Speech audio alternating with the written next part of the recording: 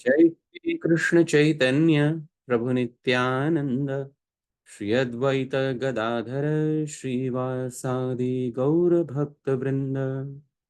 Hare Krishna Krishna Krishna Hare Hare, Hare Ram Ram Ram Hare Hare.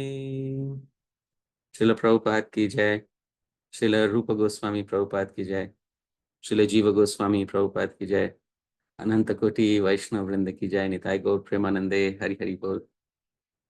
Thank you once again, dear devotees, for kindly being present here today for this session on Srila Rupa Goswami's Upadeshamritam. Dear devotees, till now we have completed 56 parts of our series. Today is part 57th of our series of talks on Srila Rupa Goswami's Upadeshamritam. Previously, we have completed the 10th verse, and today we are on the final 11th verse. And dear devotees, I am very happy and I am very thankful that our kind host Dhameshwar Mahaprabhu Prabhu, he organized this series of talks on Srila Rupa Goswami's Upadeshamritam. And whenever Dhameshwar Mahaprabhu Prabhu could not host for some reason, then our dear Param Karuna Prabhu, he managed the hosting on some sessions. I am very thankful to both of them for kindly hosting all these sessions. I'm very thankful to all of you again for kindly being present here. Dear devotees, let us begin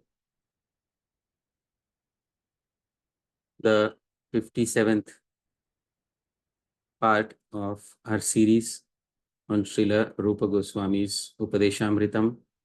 This is a detailed study, and therefore, dear devotees, we have ample time to study each and every verse with all the details involved.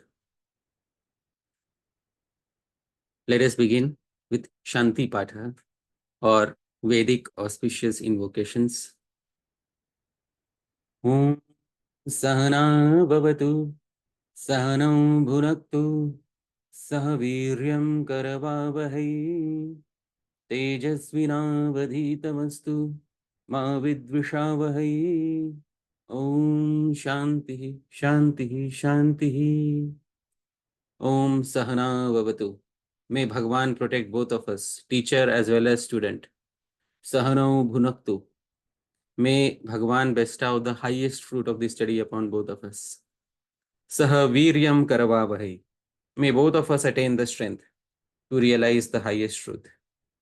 Tejasvi na vadhitamastu. May our study shine forth brilliantly.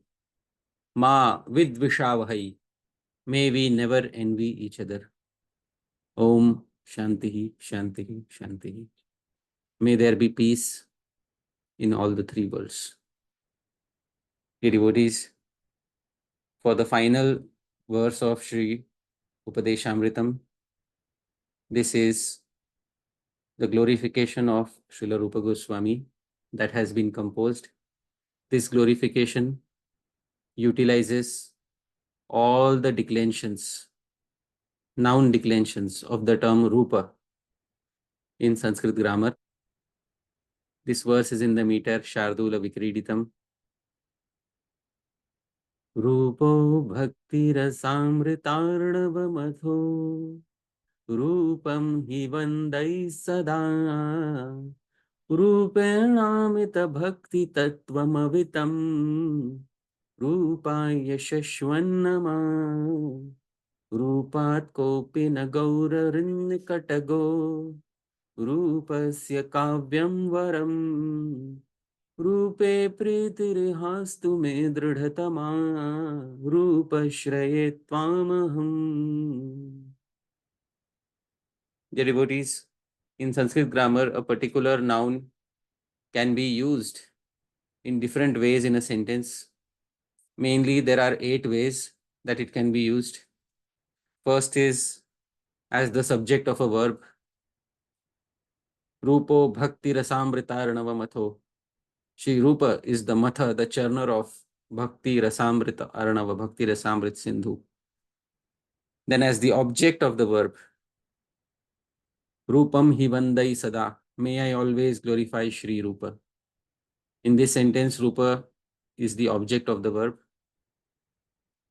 Then as the instrument, Rupena amita bhakti tattvam avitam. Amita bhakti tattvam, countless truths regarding bhakti were avitam, were protected by Rupena, by Shri Rupa. Here Shri Rupa is the instrument. And dative, when something is offered unto Shri Rupa. Rupaya Shashvan Nama, constant obeisances offered unto Shri Rupa. Then ablative, when there is a comparison or when Shri Rupa is separated out and highlighted. Rupat Kopina Gaura Hrin Nikatago. Nobody is closer to the heart of Gauranga than Shri Rupa. Then genitive, which shows some relationship. Rupasya Kavyam Varam. Extremely superior is Shri Rupa's poetry. Here there is a relationship between Shri Rupa and poetry, Shri Rupa's poetry. Then locative, which shows something within Shri Rupa. Rupe Priti Rihastu me Dridhatama. In this world, may I have Dridhatama, the most resolute Priti, affection in Shri Rupa. Rupa Shraye Tvamaham. Finally, vocative, calling out to Shri Rupa. O Shri Rupa, I take shelter of you. In this way, the term Rupa has been utilized in all the declensions of Sanskrit grammar in a single verse. And this is the glorification that has been composed for this final verse of Śrī-Upadeśāmṛtam. Dear devotees, before we begin, our commentator, Sri Radharaman Das Goswami, will introduce the final verse. Sri Radharaman Das Goswami says, Nanu tadashrayat kim milati. He asks a question. Nanu, now, there is a doubt. What is the doubt? Tadashrayat, by taking shelter of Sri Radha Kunda, kim milati, what will one attain? So what will one attain by taking shelter of Sri Radha Kunda? Because in the previous two verses, verse 9 and verse 10, taking shelter of Sri Radha Kunda was glorified in different ways. Because tam nashrayet kah kriti, it was said in the previous verse, tam nashrayet kah kriti, which intelligent person will not take shelter of Sri Radha Kunda? But by taking shelter, kim milati, what will one attain? Tatra tadrisha siddhantam eva upasamharan tatah premopalabdhim aha krishnasya iti. So while giving the conclusion in this regard, the author specifies the attainment of prema as the result of such shelter in this particular verse. So in this verse, Sri Rupa Goswami is going to specify that one will attain prema as a result of taking shelter of Sri Radha Kunda. But dear devotees, are we happy simply by getting prema, or do we want something more? We will explore that in this particular verse. Let us begin the final instruction of Srila Rupa Goswami Śrī-Upadeśāmṛtam. Krishnasya uchai pranaya vasati preyasibhyopi radha kundam chasya munibhirabhitas tadrigeva vyadhai yat prishthairapyalamasulabham kim punar bhakti bhajam tat premedam sakridapi saras natura vishkaroti. Dear devotees, this is the 11th verse, and I have laid in front of you the first line, Krishnasyochai pranaya vasati preyasibhyo piradha. Now you can see some syllables are guru, heavy syllables which require 2 eye blinks of time. Some syllables are laghu, short syllables, which require only a single eye blink of time to utter. So the guru syllables are marked in red, and the laghu syllables are marked in the usual color. Dear devotees, this meter has 17 syllables per line, and the name of the meter is Mandakranta.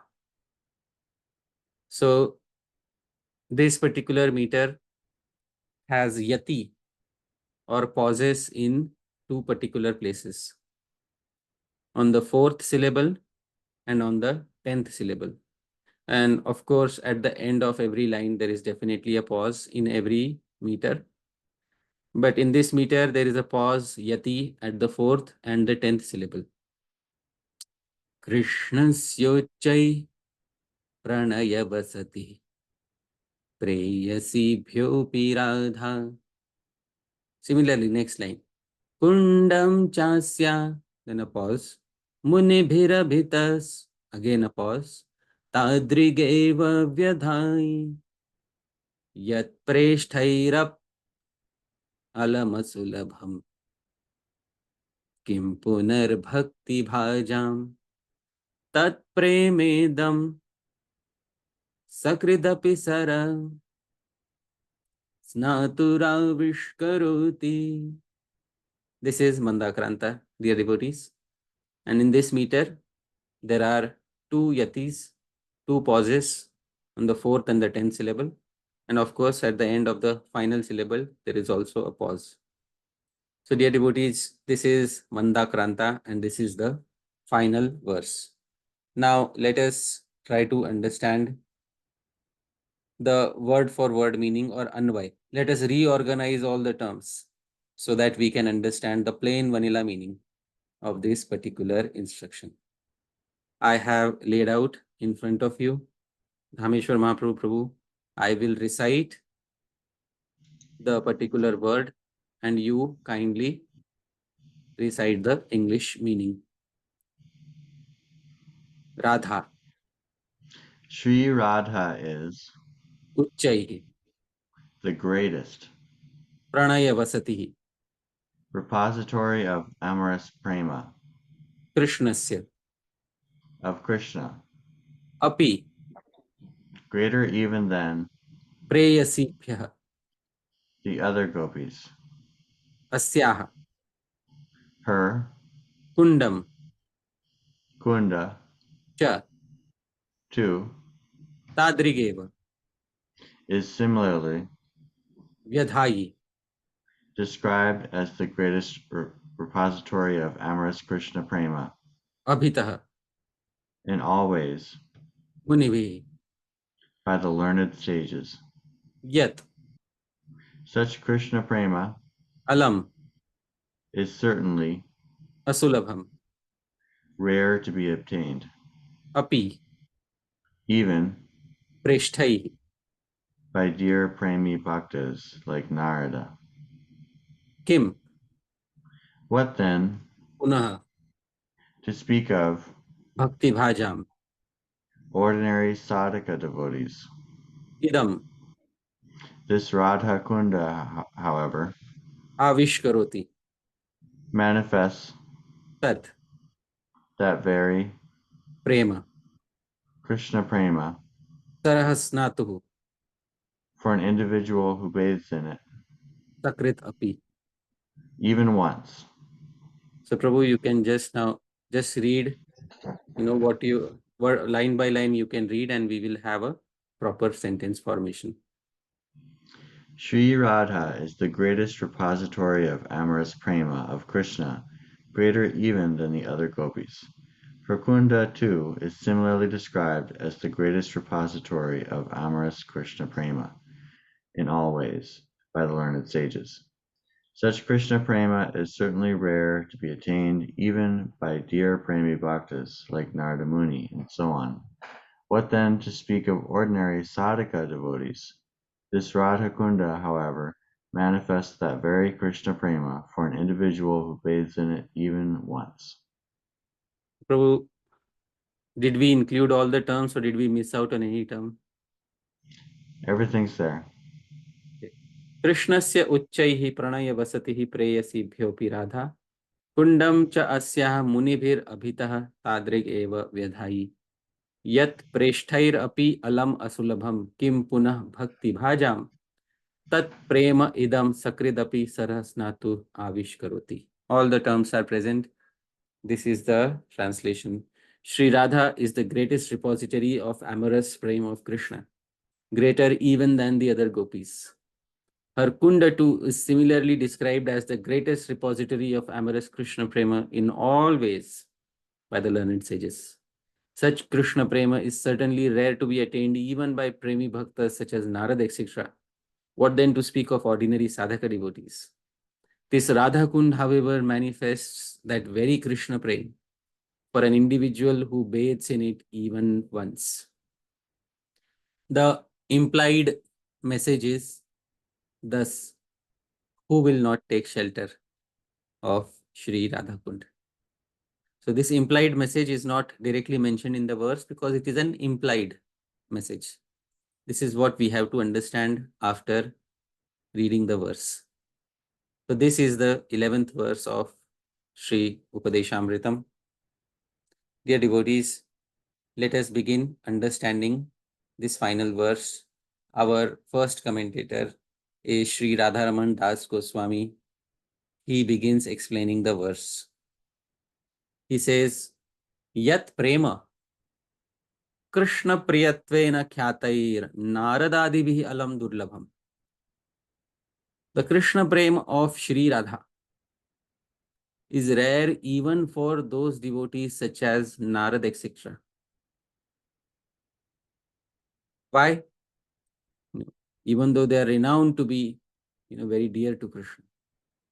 Why? He says, Tadadinam tajjatiya prema asambhavad iti bhava.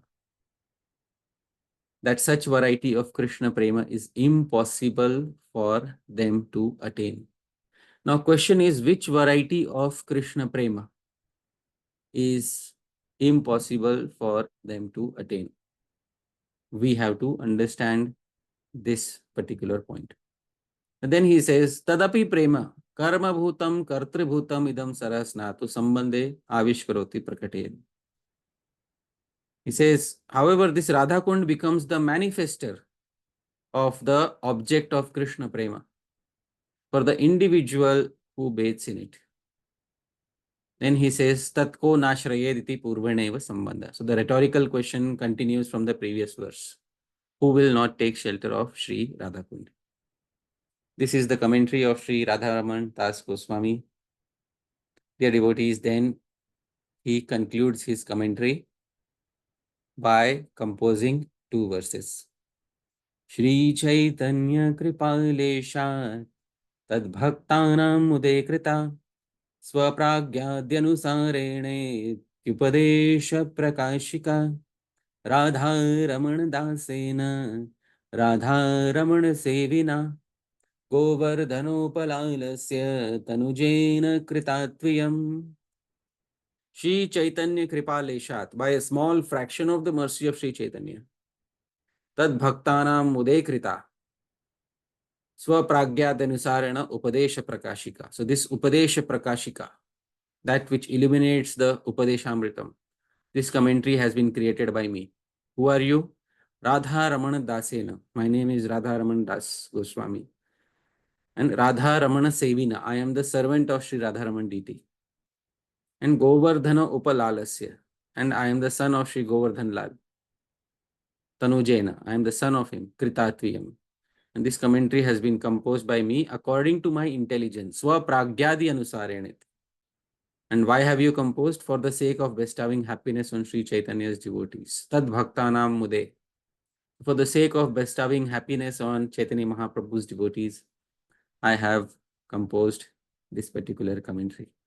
This, dear devotees, it concludes the commentary of Sri Radharaman Das Goswami. Now, Srila Bhakti Vinod Thakur begins explaining the final verse. He says, Shri Radha Kunder Swabhavik Mahatmya Varnana Dvara Sadhaker Chitte Dridhata उत्पन्न करिबार अभिप्राय एकादश श्लोकेर अवतारणा. This is the 11th verse. Ekadash shlok is composed for the purpose of dridhata utpanna karibar, for strengthening the resolve. What is the ultimate goal of life? What should a sadhaka ultimately aim for? In the sadhaka's heart, by describing the swabhavik mahatmya, the innate glories of Sri Radha Kunda. Then he says, Shri Radhika Shri Krishner Atishay Pranaya Vasati. Shri Radhika is the greatest repository of love of Shri Krishna. Evam anya priyagana apeksha sarvato bhave preshta. And she is dearer to him than all other beloved gopis. He then continues. Munigana Shastre Sai Rupa Utkarsha Shri Radha Kunda Sambandhe Likhiyachen. The learned sages have described a similar greatness in relation to Sri Radha Kunda. So the same Prema that Sri Radha has, the same variety of Prema, Sri Radha Kunda also has. Then he says, Kevala sadhaka bhakta digeru kathai nai. To say nothing of ordinary sadhak devotees. Ye preman naradadi preshta varge paksheu durlabh. Taha anaya se bhakti purvak Radha kunde snan karile sei kunda pradan kare. So that Krishna prema which is rarely achieved even for dear devotees such as Narada etc. is easily granted by Sri Radha Kunda for one who takes a bath in it with a mood of bhakti. Then Srila Bhakti Vinod Thakur gives the conclusion of his commentary. Sutaram. Dear devotees, this is the final part of Srila Bhakti Vinod Thakur's commentary. Please hear carefully. Sutaram. Certainly, Radha Kunda is samasta bhajana parayana digera vasa yogya sthan. Sri Radha Kund is the choicest place of residence for all those who are dedicated to the path of bhajan. Aprakrita vraje, in the transcendental vraja. Aprakrita jiva, the transcendental jiva. Aprakrita gopi deha labha kariya, he obtains a transcendental gopi body. Shri Radha Kunde Sviya Guru Rupa Sakhir Kunje Palyadasi Bhave Avasthiti Karitaha, and then resides eternally as a Palyadasi, sheltered maid servant, at Sri Radha Kund in the Kunja of a Sakhi who is one's Guru. Bahye Nirantara Namashraya Purvaka Krishnera Ashtakaliya Sevaya Srimati Radhikara Paricharya Karai. And externally, that same Jiva in the Sadhaka body takes incessant shelter of Harinam and renders service to Sri Radha in the divine eightfold pastimes of Sri Krishna. Sri Chaitanya Charanashrita Vyaktira Bhajana Chaturi. This is the bhajan expertise of a person sheltered at the lotus feet of Sri Chaitanya Mahaprabhu. This, dear devotees, is Srila Bhakti Vinod Thakur's commentary, and this concludes his commentary on Śrī-Upadeśāmṛtam. Finally, dear devotees, Srila Bhakti Siddhanta Saraswati Thakur, he writes a long commentary on this particular verse. He takes the same understanding of the verse as the previous two commentators. So the main understanding of the verse is what we have understood from the previous two commentators.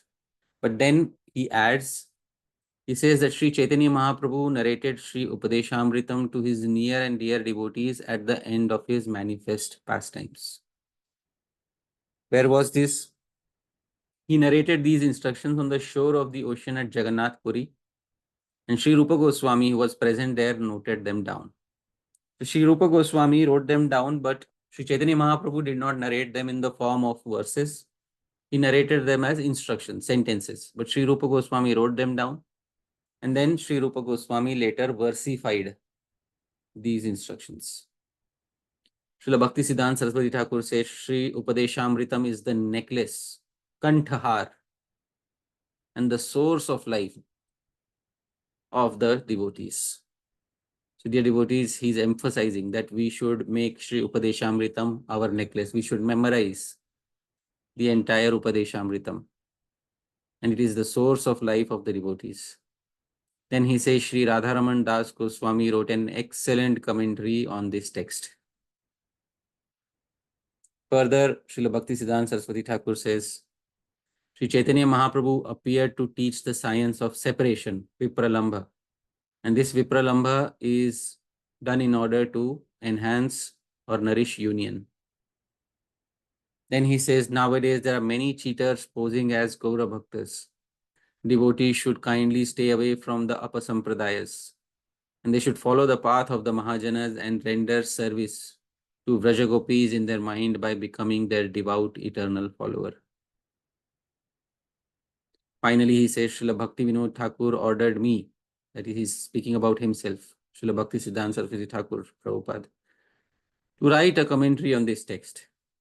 However, as soon as I finished my commentary on the 8th verse, Srila Bhakti Vinod Thakur departed from this world. Now this commentary has been completed on Bhadrapad the 22nd, Gaurabda 428. Gaurabda is the calendar which marks the appearance of Chaitanya Mahaprabhu. So 428 years after the appearance of Chaitanya Mahaprabhu on the 22nd of Bhadrapad, which corresponds to 6th of September 1914. This Upadeshamritam commentary has been completed at Chandrasekhar Bhavan in Sri Dham, Mayapur. So dear devotees, this is the commentary of Srila Bhakti Siddhanta Saraswati Thakur Prabhupada.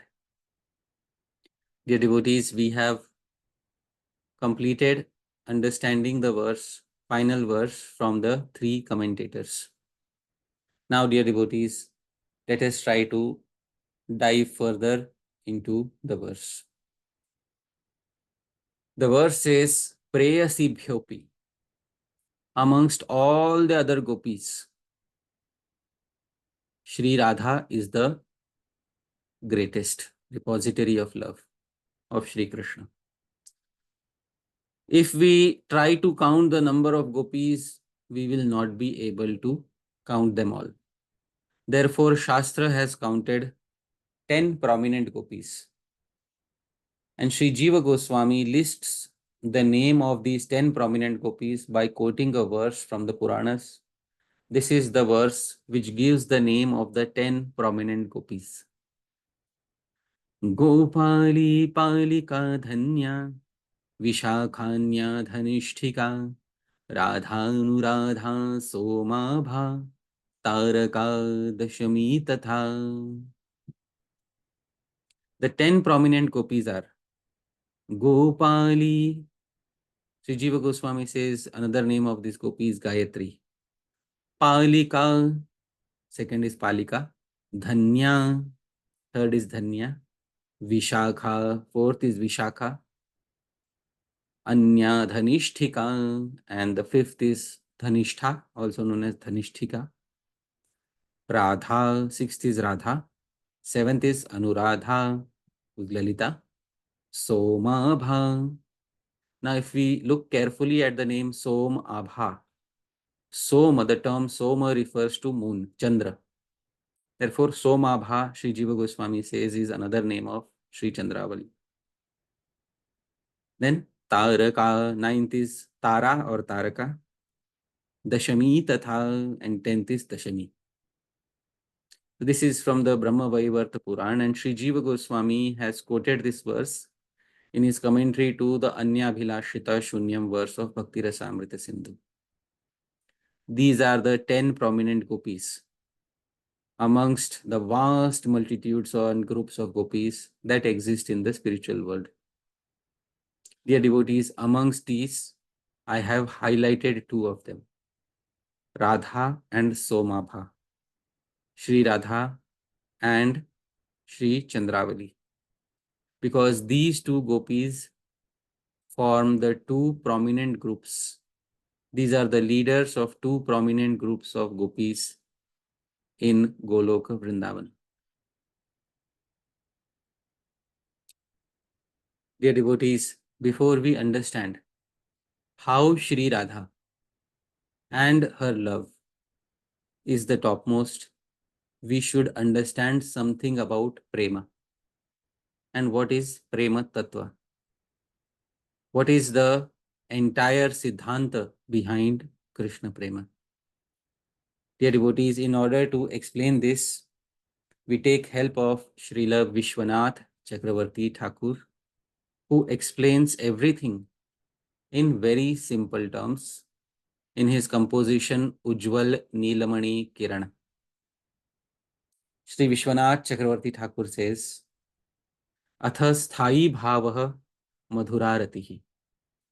I have explained previously that actually it is sthai bhava, or the predominant, permanent emotion within the heart of a particular individual, that becomes rasa.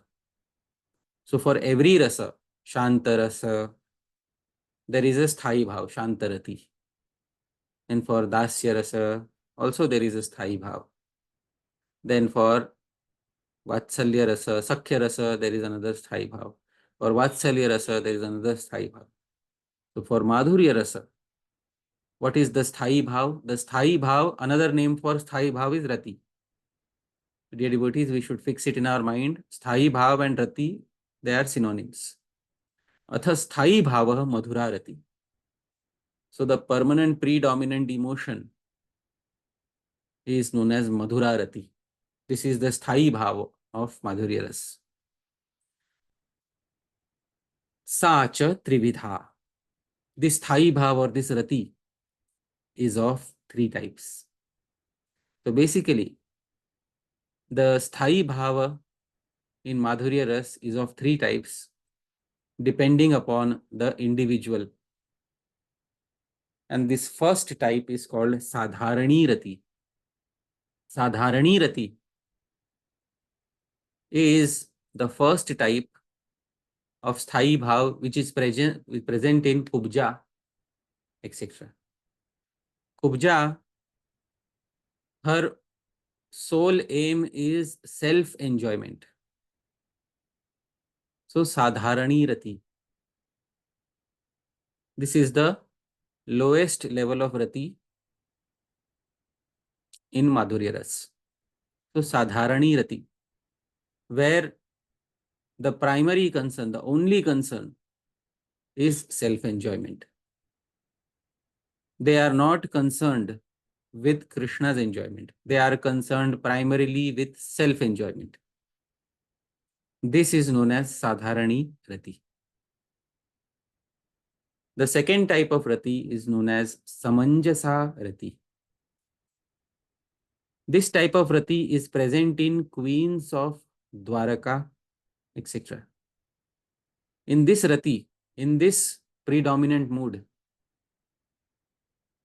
the main focus is on Krishna's enjoyment, but there are also tinges of self-enjoyment involved in this Rati. So the queens of Dwaraka, because they have the abhiman that we are married to Shri Krishna, therefore we have some right over him. Therefore, he is also obliged to ensure our pleasure. And we are also obliged to ensure his pleasure. But predominantly, Krishna's pleasure is present here. And secondarily, self-pleasure is present here. In this variety of Rati, it is called Samanjasa Rati. And the third variety of Rati is called Samartha Rati. Samartha Rati is present in Gopis, etc. So what is Samartha Rati? So Samartha Rati is that variety of Rati in which there is absolutely no tinge of self-enjoyment present. There is no mood of self-enjoyment. Self-enjoyment occurs as a natural side effect of associating with Krishna. But there is no tendency for self-enjoyment. The tendency is to ensure Krishna's enjoyment. This Rati is present in the Vraja Gopis exclusively. Sometimes some Vraja Gopis such as Chandravali, etc., sometimes display Samanjasa Rati on certain occasions. But in general, the gopis of Vraja display Samartha Rati. Dear devotees, Srila Rupa Goswami has compared the first type of Rati, Sadharani Rati, to a rare gemstone. Because this Rati is also rare. He has compared Samanjasa Rati to a Chintamani, to a touchstone, which is rarer to find. And he has compared Samartha Rati to the Kaustubhamani, which is found only in one place, that is hanging around the neck of Krishna. So similarly, the Samartha Rati is found only in one place, which is in Vraja Gopis. So this is the comparison given by Srila Rupa Goswami for these three types of Ratis. Dear devotees, this is Srila Vishwanath Chakravarti Thakur's explanation in his Ujjwal Neelamani Kirana. Now, having understood these three types of Ratis, we should understand what Sri Rupa Goswami says. He says in the Ujjwal Neelamani, Syadridheyam Ratihi Prema.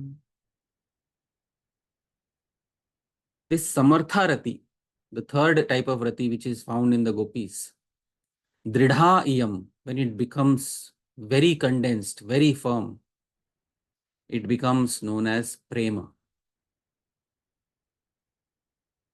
Dear devotees, this is Sri Rupa Goswami's conclusion. What is Prema? He gives further elaboration. Sarvatha dhvamsarahitam satyapi dhvamsakarane yadbhava bandhanam yuno saprema parikirtitah. Yadbhava bandhanam yuno, that mutual attachment between lovers, which is sarvatha dhvamsarahitam, wholly devoid of destruction. This attachment cannot be destroyed. Satyapi dhvamsakarane, even when there are ample reasons for such destruction. Saprema parikirtitah, this attachment is known as prema. Basically, dear devotees, in the queens of Dwaraka, they know that there is no possibility of destruction of the relationship because Krishna is married.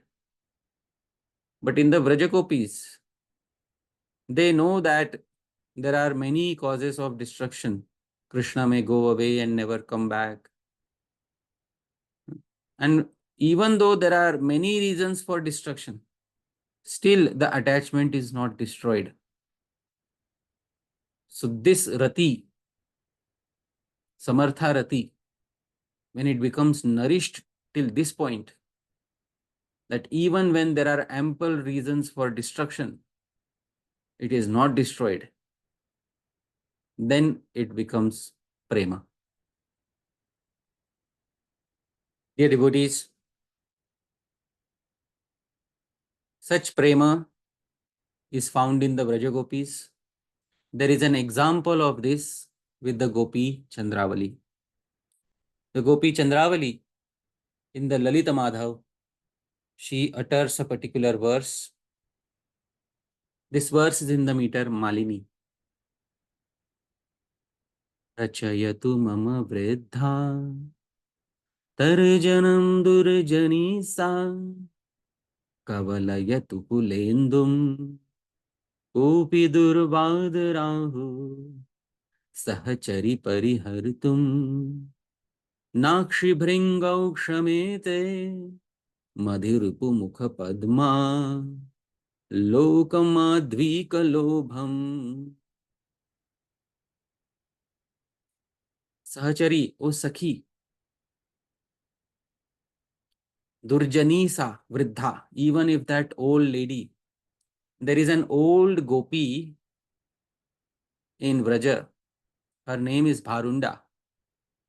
She often spies on the various gopis and acts against their interests.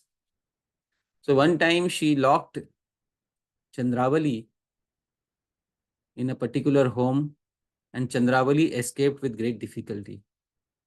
And then, when she met her Sakhi Padma, she said to Padma, "Oh Sakhi, even if that old lady chastises me, Kavalayatu kulendum kopi durvad rahu." Even if the Rahu like rumors eclipse my moon like lineage. What rumors? That I have fallen in love with someone who's not my husband. If such rumors eclipse the glory of my good lineage, still, Parihartum na akshibhringau kshamete. The bumblebees, the two bumblebees of my two eyes are not able to give up. Give up what? Madhuripu mukha padma aloka madhvi kalobham. The sweet honey-like glancing at the lotus-like face of Madhusudan. This, dear devotees, is an example of Rati which has increased to the point of Prema. Samartha Rati which has increased to the point of Prema. Such Rati also increases to the point of Prema in Sri Radha. An example of this is found in the Vidagdha Madhava. This verse is in the meter Mandakranta, same meter as the meter of the final verse of Upadeshamritam. Sri Radha is saying something.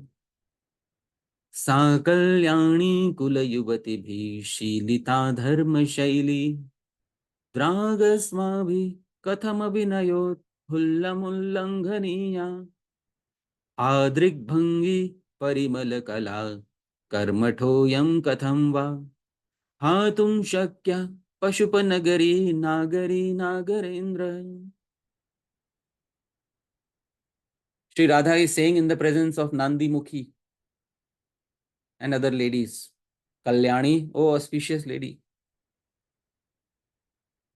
Kulayuvati Shilita Dharma Shaili Dragasmabhi Kathamabhinayot Pullamullanghaniya. How can the pristine path of Dharma, what is the Dharma of a lady? To be chaste to her husband. How can it be unrighteously transgressed upon by us chaste ladies belonging to good families? So in the first two lines, Sri Radha says that we cannot transgress Dharma because we belong to good families. Suddenly, after uttering two lines, she remembers Sri Krishna. And then she says, Hadrik Bhangi, alas, at the same time, Katham va hatum shakya. How can we give up the association of that Pashupa Nagari, Nagarendra, the lover of the ladies of Gokula, who is expert in the art of Drigbhangi Parimala Kala Karmato, who is expert in the art of artistically swaying his eyes in all directions. So she remembers his moving eyes glancing here and there. She remembers the swaying of his eyes and the rapturous emotions that swaying causes in her heart, and she says, it is impossible for me to give up the hope of attaining Sri Krishna. So if it is between my Kul Maryada, my family lineage, dharma, and between Sri Krishna, I will rather select Sri Krishna. In this way, dear devotees, Sri Radha is also showing Prema. What is Prema? Even though there are many reasons for destruction, the attachment of a lover and beloved is not destroyed. Such Rati, Samartha Rati, becomes known as Prema. This is from the Vidagdha Madhava Natakam of Srila Rupa Goswami. Now, we have to understand briefly what is the hierarchy of Prema. Does it end at Prema, or are there further steps of development in Prema? So, Srila Vishwanath Chakravarti Thakur makes it easier for us to understand. He says in his Ujjwal Neelamani Kiranaha, see, Rati is the first stage, and we have understood that there are three types of Rati: Sadharani, Samanjasa, and Samartha. This is the first level of attachment between Krishna and the ladies who love him. This Rati is comparable to a sugarcane seed. It is only a seed right now. It is not yet fructified. When Samartha Rati, condensed Rati, takes place, it becomes known as Prema. Prema means even though there are many reasons for the attachment to break, the attachment is still not breaking. This is compared to the fructified sugar cane. Dear devotees, when Prema is further nourished, it becomes Sneha. What is Sneha? Basically, Chittasya Dravi Bhava Nidanam Sneha. That which causes the melting of the heart, that heightened state of Prema becomes known as Sneha. Sneha also literally means melting butter. So this melting of heart due to a heightened state of Prema is known as Sneha. This is comparable to the essence of the sugarcane, which is the sugarcane juice. Dear devotees, further, in next stage, Sneha becomes more heightened and turns to Mana. And what is Mana?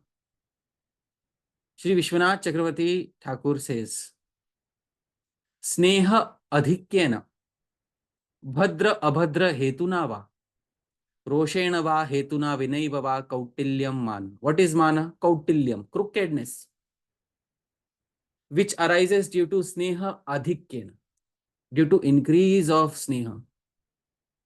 The gopis, their love affairs with Sri Krishna take a crooked route. And sometimes due to some situation, or sometimes without any situation, there is anger, etc. in a particular gopi. This particular anger or sulkiness becomes known as mana. This mana is different, of a different variety in Sri Chandravali and of a different variety in Sri Radha. The variety of mana in Sri Radha is known as Lalit Man.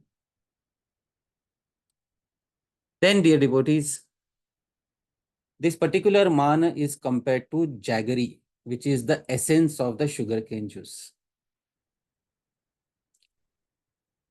When mana becomes further heightened, this heightened mana leads to a feeling of complete oneness of body, mind, and words between the lover and beloved. In other words, the lover feels that my body is one with the body of Sri Krishna. Sri Krishna also feels my body is one with the body of this particular gopi. My mind is one with the mind of Sri Krishna. And Sri Krishna also feels his mind to be one with the mind of the beloved gopi. And my words are one with Sri Krishna. And Sri Krishna also feels likewise. There is such like-mindedness, such similarity of emotions, that it feels that between the lover and beloved, we both were made for each other, and there is nobody else who is as compatible with my lover, with my beloved, as me. This, dear devotees, is known as pranay. Pranay is the essence of jaggery, which is compared to unrefined raw brown sugar blocks. Dear devotees, when pranay becomes further heightened, it becomes known as raga. What is raga? In raga, any distress related to Krishna starts appearing as joy. Any distress for the sake of serving Krishna appears as joy. Dear devotees, there is such similarity of body, mind, and words that the lover is prepared to take any distress for the sake of the beloved and takes pleasure in accepting distress for the lover. Dear devotees, this is known as raga. Raga is also of many types. There is Neeli Raga and Raktima Raga. So we'll not get into the details today. But this Raga is the heightened state of pranay, and it is compared to white sugar blocks. When Raga becomes heightened, the heightened state of Raga is when not only the lover and beloved feel completely one in body, mind, and words, not only do they feel extreme joy, even in taking pain for the other, but in the relationship there is constant newness. Constant newness. Even though you have met the person before many times, still it feels like Nava Nava Rasam. That at each and every moment this person is appearing completely fresh and new to me. It seems as if I am meeting him for the first time. And I am exploring newer and newer dimensions of this person's personality. This, dear devotees, is Anurag, and it is compared to refined white sugar blocks. Finally, Anurag becomes heightened and turns into Mahabhava, which is the highest state of Anurag. Now, Mahabhava is experienced only in Sri Radhika's group of gopis. So this Mahabhava is basically a state of Prema where Sri Radha and the gopis of her group basically are not able to tolerate even a moment of separation from Shri Krishna. This is called Rudh Mahabhava. And further, there is also something known as Adhirudh Mahabhava, in which millions and millions of universes, if all the happiness in millions and millions of universes was combined, still that happiness does not seem to be even a fraction of the happiness of meeting Shri Krishna. And if the distress of millions and millions of universes was combined together, that distress doesn't seem to be a fraction of the distress of experiencing separation from Shri Krishna. This, dear devotees, is known as Adhirudh Mahabhava. This Adhirudh Mahabhava is also of two types, Mohanakhya and Madanakhya. And the highest type is Madanakhya Mahabhava, which is experienced only by Sri Radha. This Mahabhava is compared to well-shaped, refined, crystal white sugar blocks. The final state that Prema can attain in its various transformations. Dear devotees, Sri Rupa Goswami therefore says, Tayorapyubhayor madhye radhika sarvathadhika mahabhava swarupeyam gunairativariyasi. Tayorapi ubhayor madhye, amongst these two. Which two? Chandravali and Sri Radha, because these two are the leaders of the two prominent groups. Radhika sarvatha adhika. Sri Radha is the greatest in all ways, in all regards. Why? Mahabhava Swarupa iyam. She personifies the highest heightened state of Prema, which is Mahabhava. Gunair ati variyasi. And she is extremely superior due to her exquisite qualities. Dear devotees, what type of Prema do we want? Because Prema comes in various flavors. Some Prema doesn't even become Prema.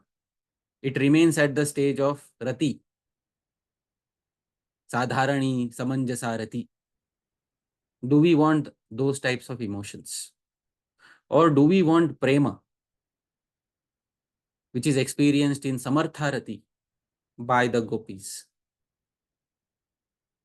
Or do we want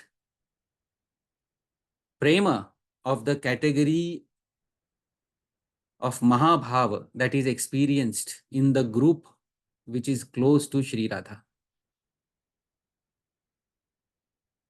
Dear devotees, that Prema is present in Sri Radha Kunda. And therefore, which intelligent person will not take shelter of Sri Radha Kunda?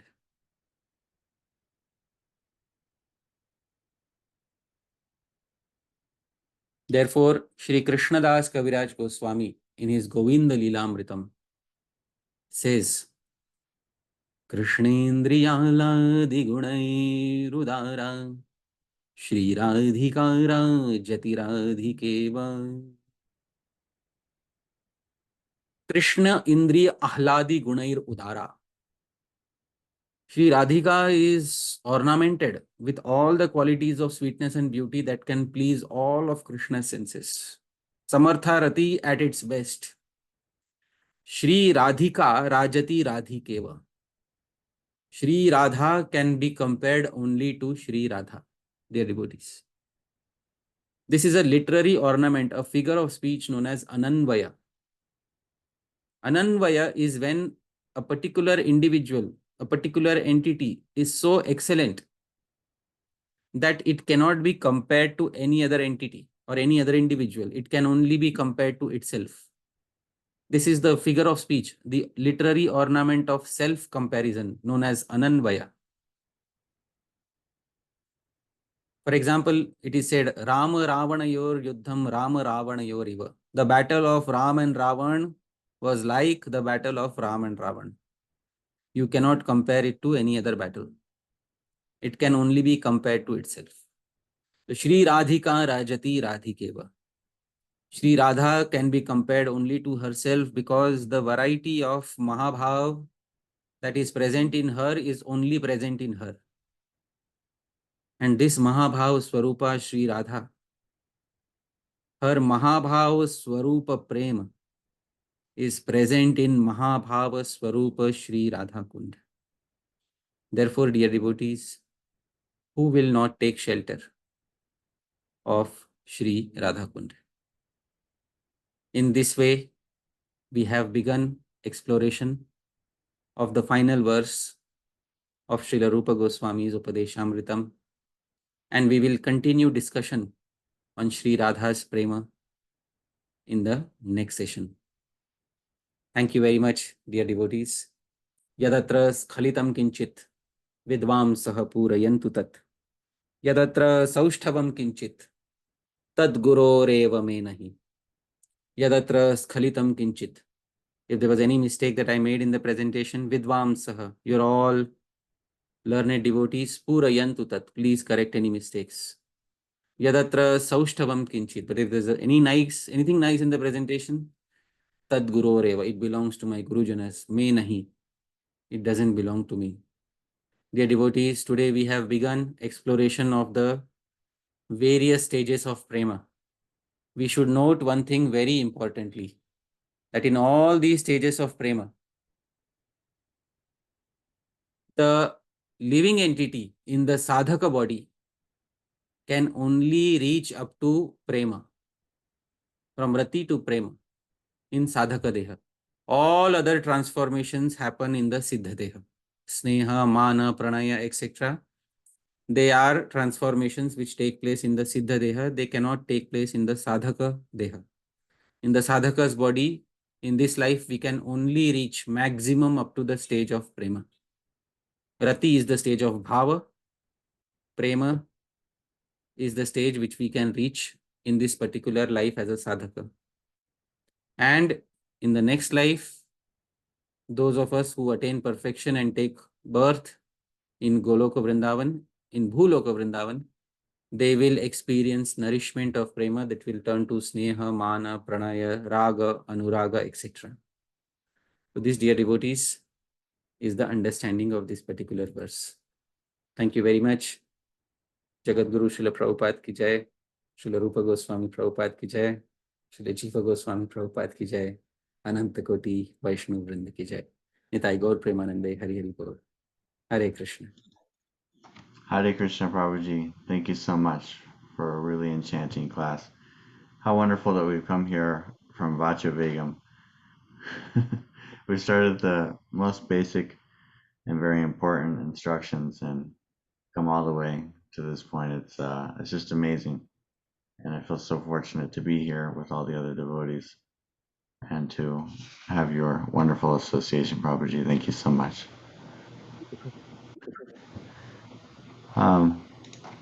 If you are not in our WhatsApp group, but you're watching online, you can join our WhatsApp group where we have a lot of discussions on the Upadeshamritam. Just send an email to this email address shown on the screen, and we will add you. We're going to go now to questions and answers, and we have a few requests about what kind of questions you ask. Please keep it focused on today's class. And if it's a very, very specific question that might take some time to look up, you can ask in our WhatsApp thread, so there's time to do that research. We don't want to bring up any loaded or political type questions where we're asking about particular people and their practice or approach. We just want to study things in principle, in a philosophical way. And please also leave time for other people to ask questions, and don't take over the Q&A. But if you are still wanting to know more, you can just break up your questions into segments and come back around in line. So with that, we will begin with Radhika Vallabha Prabhu. Hare Krishna, Dandavat Pranam, bro. Thank you for such a nice class, bro. Just one doubt I had about it. Samanjasa Rati, Sadharana Rati, Samanjasa Rati, and Samartha Rati. In that, you mentioned that in the Samanjasa Rati, there is some, in the first one, Sadharana Rati, there is selfish enjoyment is there. Samanjasa Rati, predominantly Krishna's enjoyment and some selfish enjoyment is there. Is it something like a karma mishra bhakti kind of this one? Or the explanations appears like that? Is it? Or karma mishra bhakti is something different? No. Karma mishra bhakti is for material enjoyment. This is about completely transcendental enjoyment with Sri Krishna. But as I have said, there are devotees who are Sukhaishwaryottara. And those Sukhaishwaryottara devotees, they want self-enjoyment in the spiritual world with Sri Krishna. So that is not material enjoyment, and therefore it cannot be compared to, the ordinary desire for fruitive karma that, or fruitive enjoyment that a particular individual conditioned soul has in this world. So that is the answer to your query, Prabhuji. Thank you, Prabhu. Thank you. Next we have Tanvi Desai Mataji.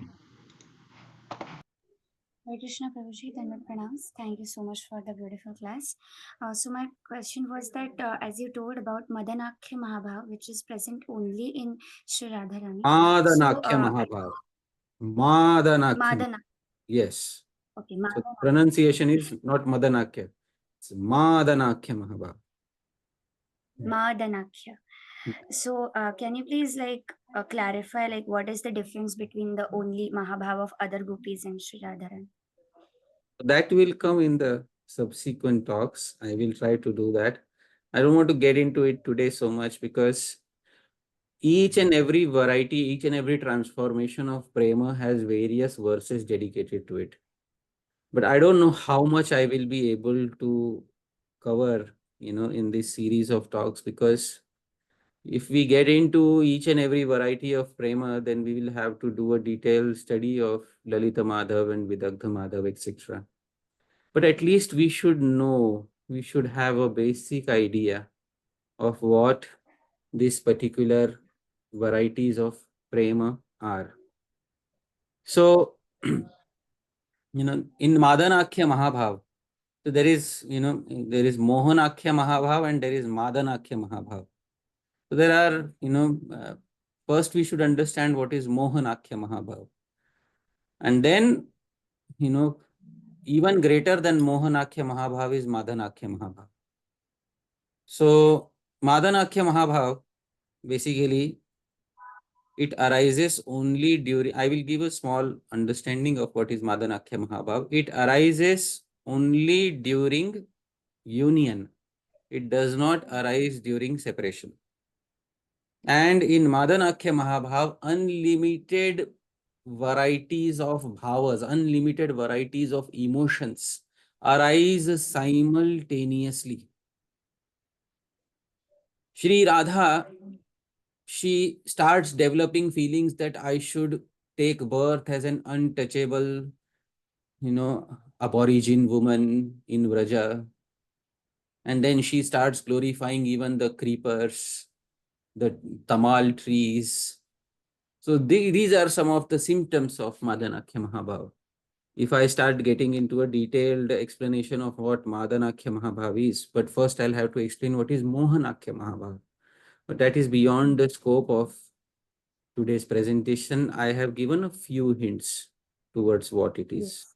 But we can, certainly I'll try to include some detail, maybe in the next session.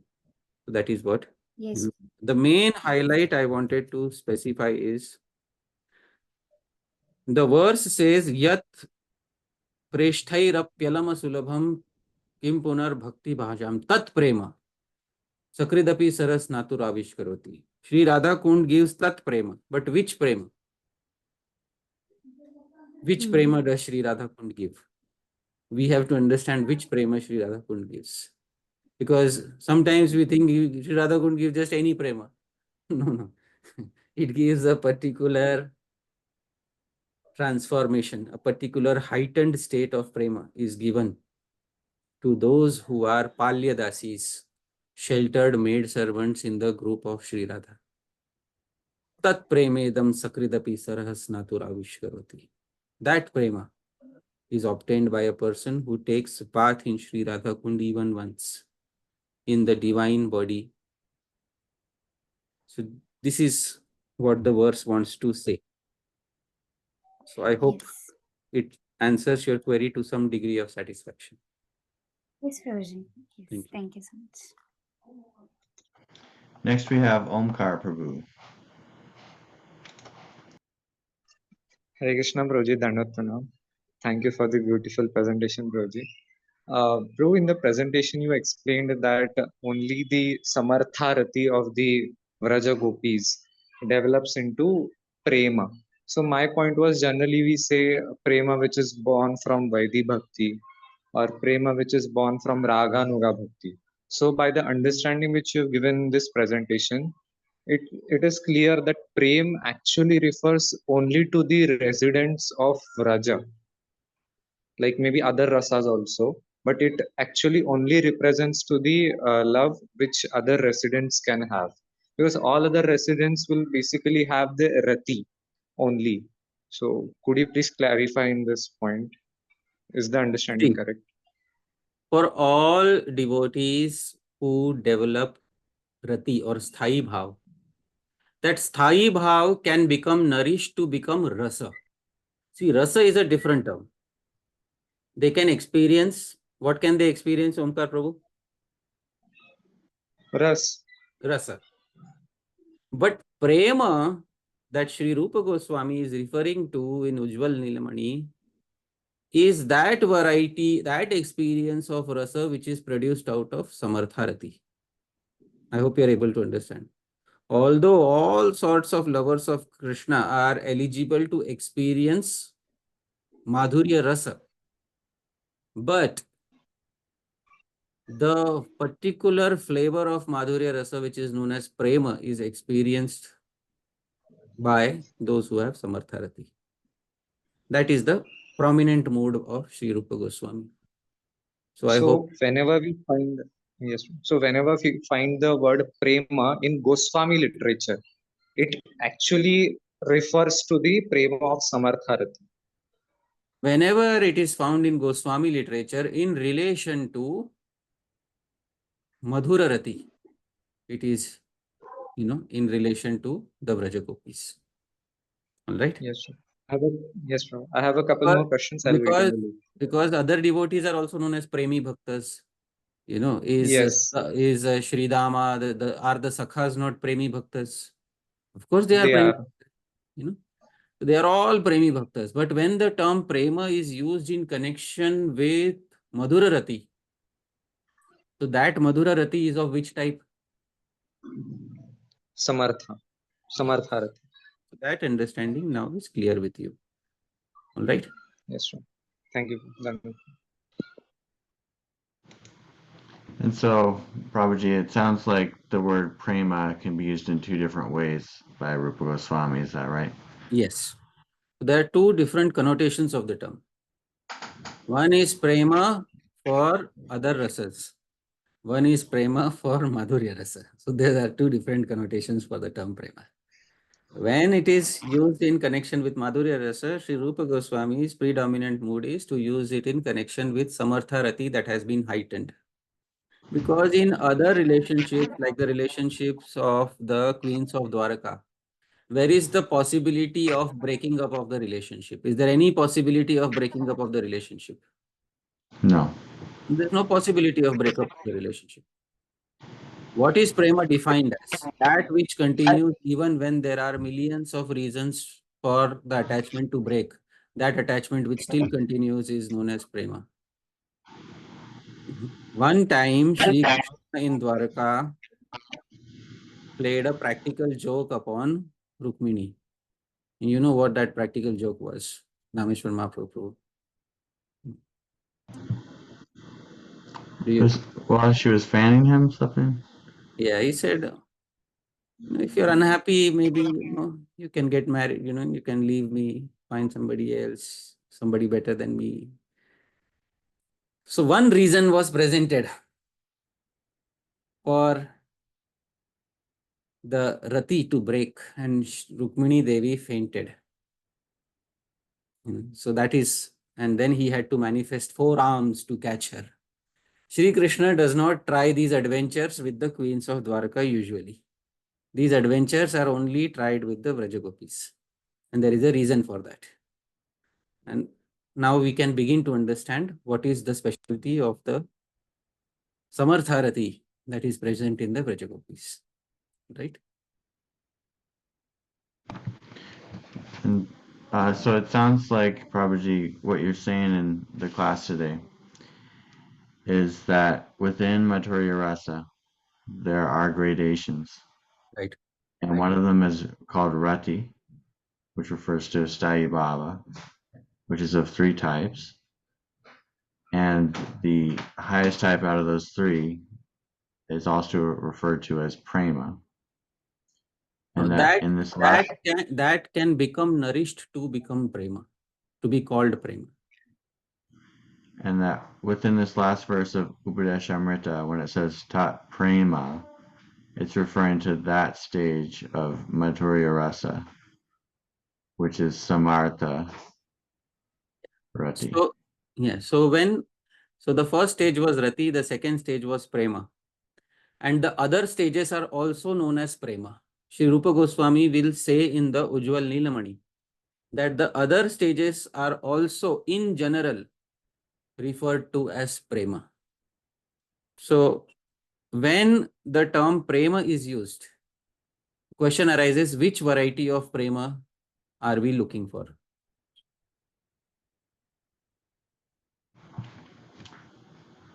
Because the verse is speaking about Sri Radha, then it would be Samartha.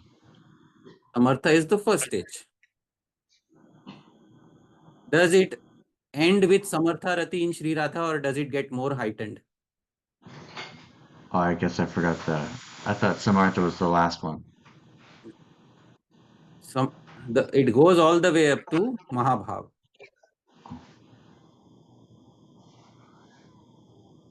Right. Should I show once again, Prabhu? Yes, please. Once again, I am showing. See here. The seed is Rati. The seed is Rati. Rati transforms into Prem when it is heightened. But which Rati is Sri Rupa Goswami speaking of? Samartha. When Prema is further heightened, it becomes Sneha. When Sneha is further heightened, it becomes Mana. When Mana is further heightened, it becomes Pranaya. When Pranaya is further heightened, it becomes Raga. When Raga is further heightened, it becomes Anuraga. And when Anuraga is further heightened, it becomes Mahabhava. But all these other stages, from stage, from Prema, Sneha, from Sneha, Mana, Pranaya onwards, all of them have one common name, Prabhu. What is the common name? Samartha. No, the common name is Prema. Samartha is still Bhava. It is not yet Rasa. Prema is when it attains the form of Rasa. And from Prema onwards, Sneha, Mana, Pranaya, etc. Because Rati is still in the seed stage, Prabhu. When the seed fructifies, it becomes known as Prema. And then all further stages, Sneha, Mana, Pranaya are also known as Prema, Prabhu. I hope this is clear enough to understand. So then that Rati would be referring to Bhava Bhakti? Yes, Bhava Bhakti. Wonderful.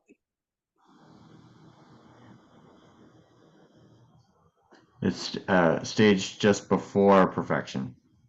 The stage before Prema. The stage before Rasa. That is what it is. Okay, Prabhuji. Thank you. When Prema further develops, what is the furthest stage of development, Prabhu? Madanakhya Mahabhava. But that Madanakhya Mahabhava is found only in one particular individual. Who is that? Sri Radha. But in other gopis who are within her group, the general variety is found. What is that variety known as generally? Mahabhava. But that Mahabhava is commonly denoted as what? Prema. Prema. And that Prema is available in which Kunda?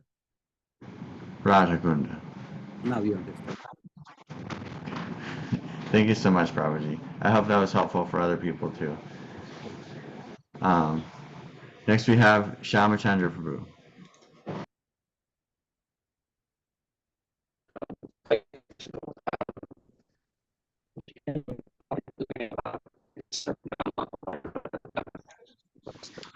Your connection's breaking up. Maybe if you turn off your video, it could be better. Try again, Prabhuji. Let's come back to Shamchandra Prabhu after a few devotees so that his internet can get better. I'll keep his hand up, and Shamchandra Prabhu, you can just try to fix your connection. Next we have Pujarini Mataji. Hari Prabhu.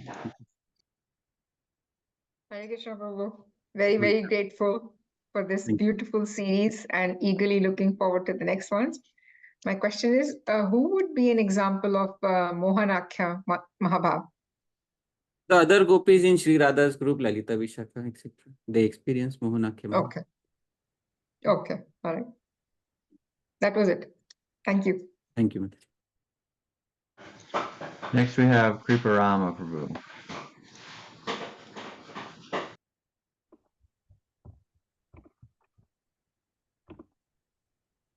Dandavad, Hariprasad Prabhu. My pranams. My question is in relation with Sri Chaitanya Mahaprabhu, he obtains Madanakhya Mahabhava or not? Madanakhya Mahabhava is only with one individual, Prabhu. Which individual is Madanakhya Mahabhava with? Sri Radha. Sri Radha. So a devotee who is in Sri Radha's group, they may be able to see Srimati Radharani experiencing Madanakhya Mahabhava, but they may not personally experience Madanakhya Mahabhava. But the other variety of Mahabhava is possible for those who are in the youth, the group of Srimati Radharani. So that is what is the answer to your query. Thanks a lot. Next we have Nilachala Chandrika Mataji. Hare Krishna Prabhuji, Danut Param. Thank you so much for the class. Wonderful. I wanted to ask, you mentioned about the 10 prominent gopis. What about those gopis like Indulekha, Chitralekha, which are in Radharani's group, youth? These The are Ashtasakhis? these are the 10 gopis who are prominent from the various groups. So these many, these are the prominent names from various groups which are mentioned in the Puranas.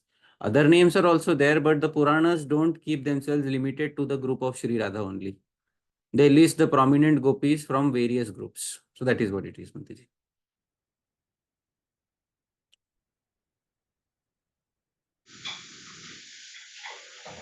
Next we have Shamachandra Prabhu.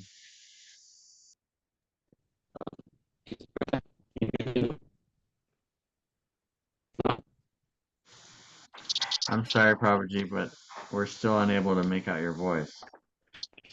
Maybe if you join from another device. Or maybe he can type it out if it's a short query. You can also type your question. Yeah. While you're doing that, we'll go to Parma Karuna Prabhu. Hare Krishna, Dhanvat Pranam, Prabhuji. So, It's a mixture of an observation and a question, Prabhuji. So like we have these various gradations of Prema that you have mentioned, starting from Rati, and then like you nicely explained that. First of all, I would like to say that Dhameshwar Mahaprabhu Prabhu, that discussion was very helpful indeed that you had. So my what I'm seeing is that these gradations exist, it seems, and to me it seems that then we are putting the various gopis all the way up to Srimati Radha in these at this level, and obviously Srimati Radha is at the highest. That seems a little unpalatable to me, that we are first putting the gradation and there we are and most likely so it is in the reverse, that these gopis and their bhava or their mood exists, and our wonderful acharyas like Sri Rupa Goswami have then given the gradations based on realizing their mood, created these gradations so that we can understand them better and understand their mood better, and given them all these names, the names to the gradations. So if I were to think of it that way, it gives me more peace or happiness to realize that, wow, this was their mood, and this is the name, or this is how we can understand their mood and relish that understanding. So is that the right way to look at it, Prabhuji? I am not able to, I mean, what you're saying is that the gopis, all the gopis had their eternal mood, and Sri Rupa Goswami observed them, and then he has done the gradation. So the gradation has come later and the mood is eternal. Is that what you're saying, Prabhuji? Kind of, yes. Also, I was pointing out the fact, or I was pointing out my feeling that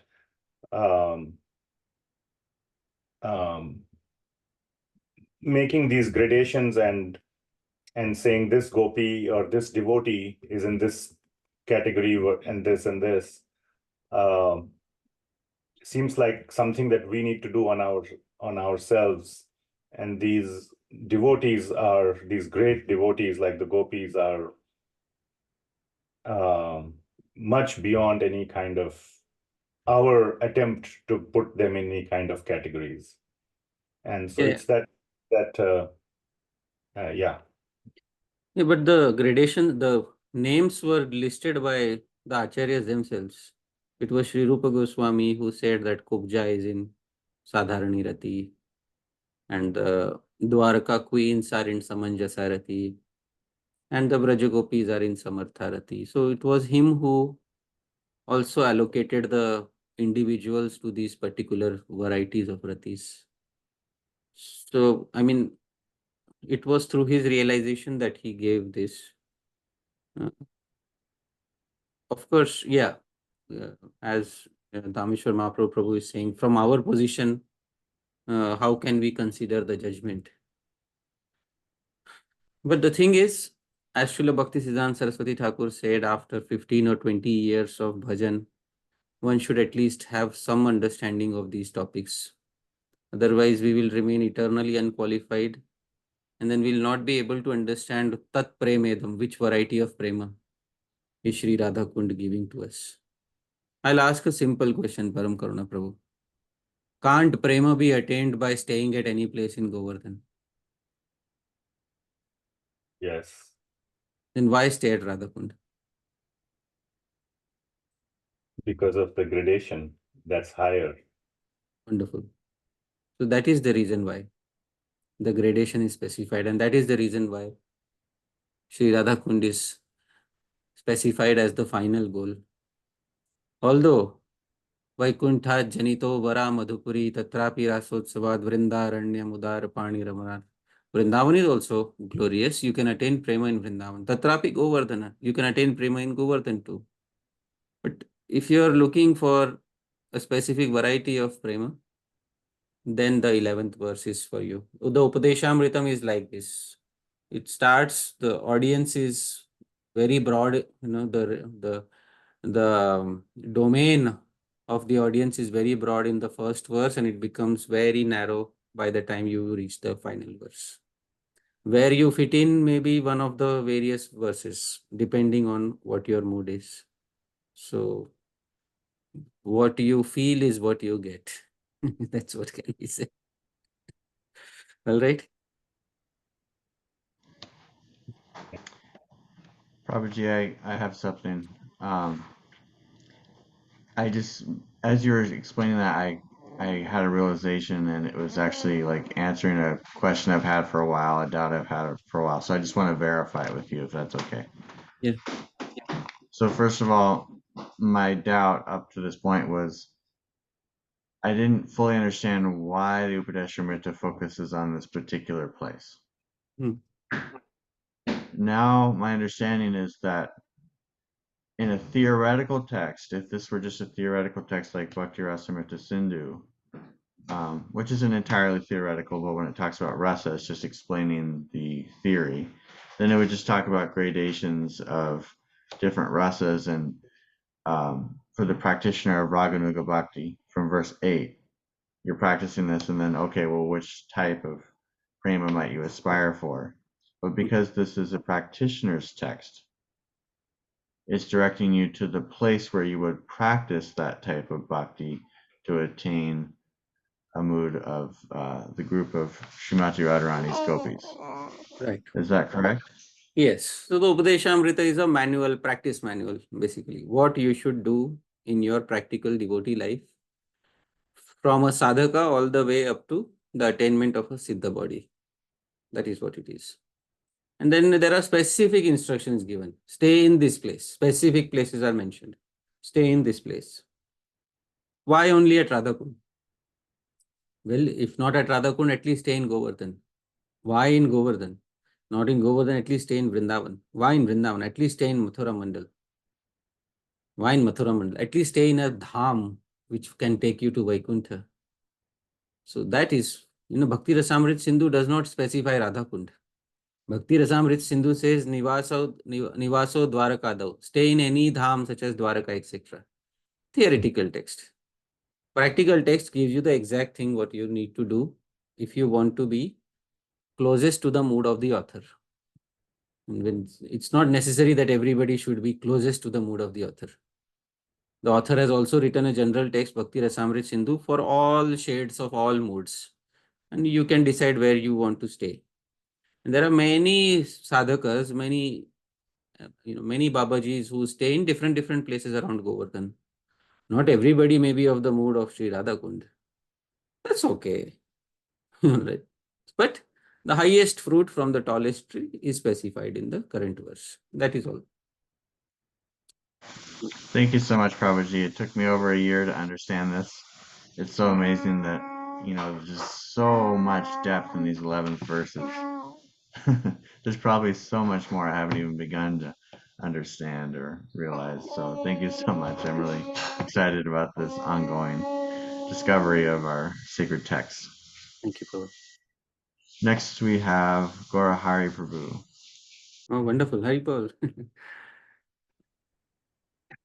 Hare Krishna, Prabhu. Oh, my pranams for Jayanti Mataji. I do have a question. I'm not sure if you answered or you spoke already in another lecture. I cannot remember. And my question, you were speaking about taking bath in Radha Kunda in a spiritual form. So I wanted to see if you can help us to understand what does it mean to take bath in Radha Kunda in our spiritual form. Wonderful. What is the meaning of taking bath in Sri Radha Kunda in a spiritual form? Actually, this is specified by Srila Prabhupada in his translation of Nectar of Instruction. And this is specified in verse number 10 translation. So I will show you, verse number 10 translation. And Mataji, I will share the screen and you yourself can read Srila Prabhupada's translation of the 10th verse that I have highlighted. Can you see this, Mataji? And can you please read what Prabhupada is saying in the 10th verse translation?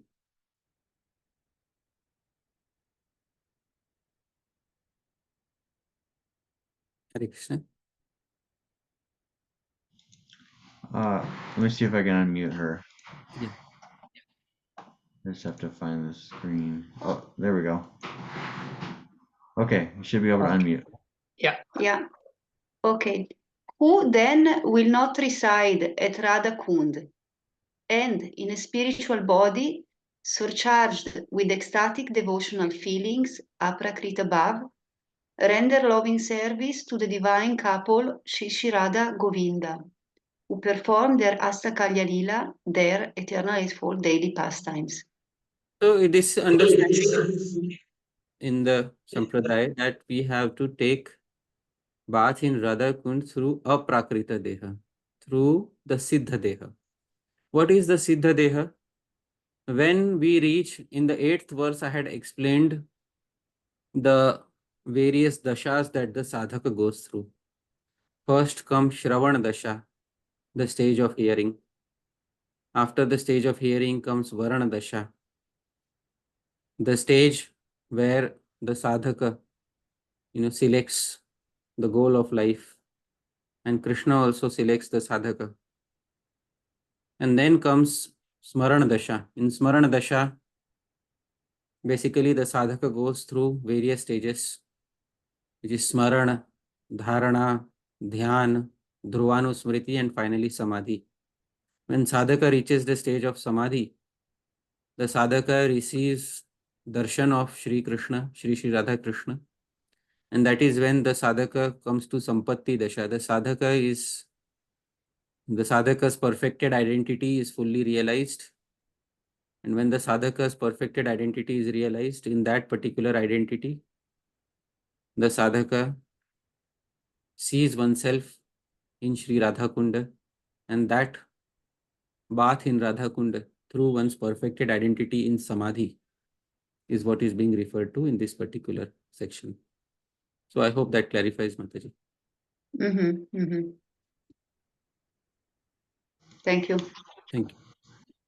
Next, we have a question from Arvind Prabhu. He says, how does Sri Krishna reciprocate with the innumerable devotees in Sri Goloka Vrindavan? Is it by a Swayam Prakash expansion?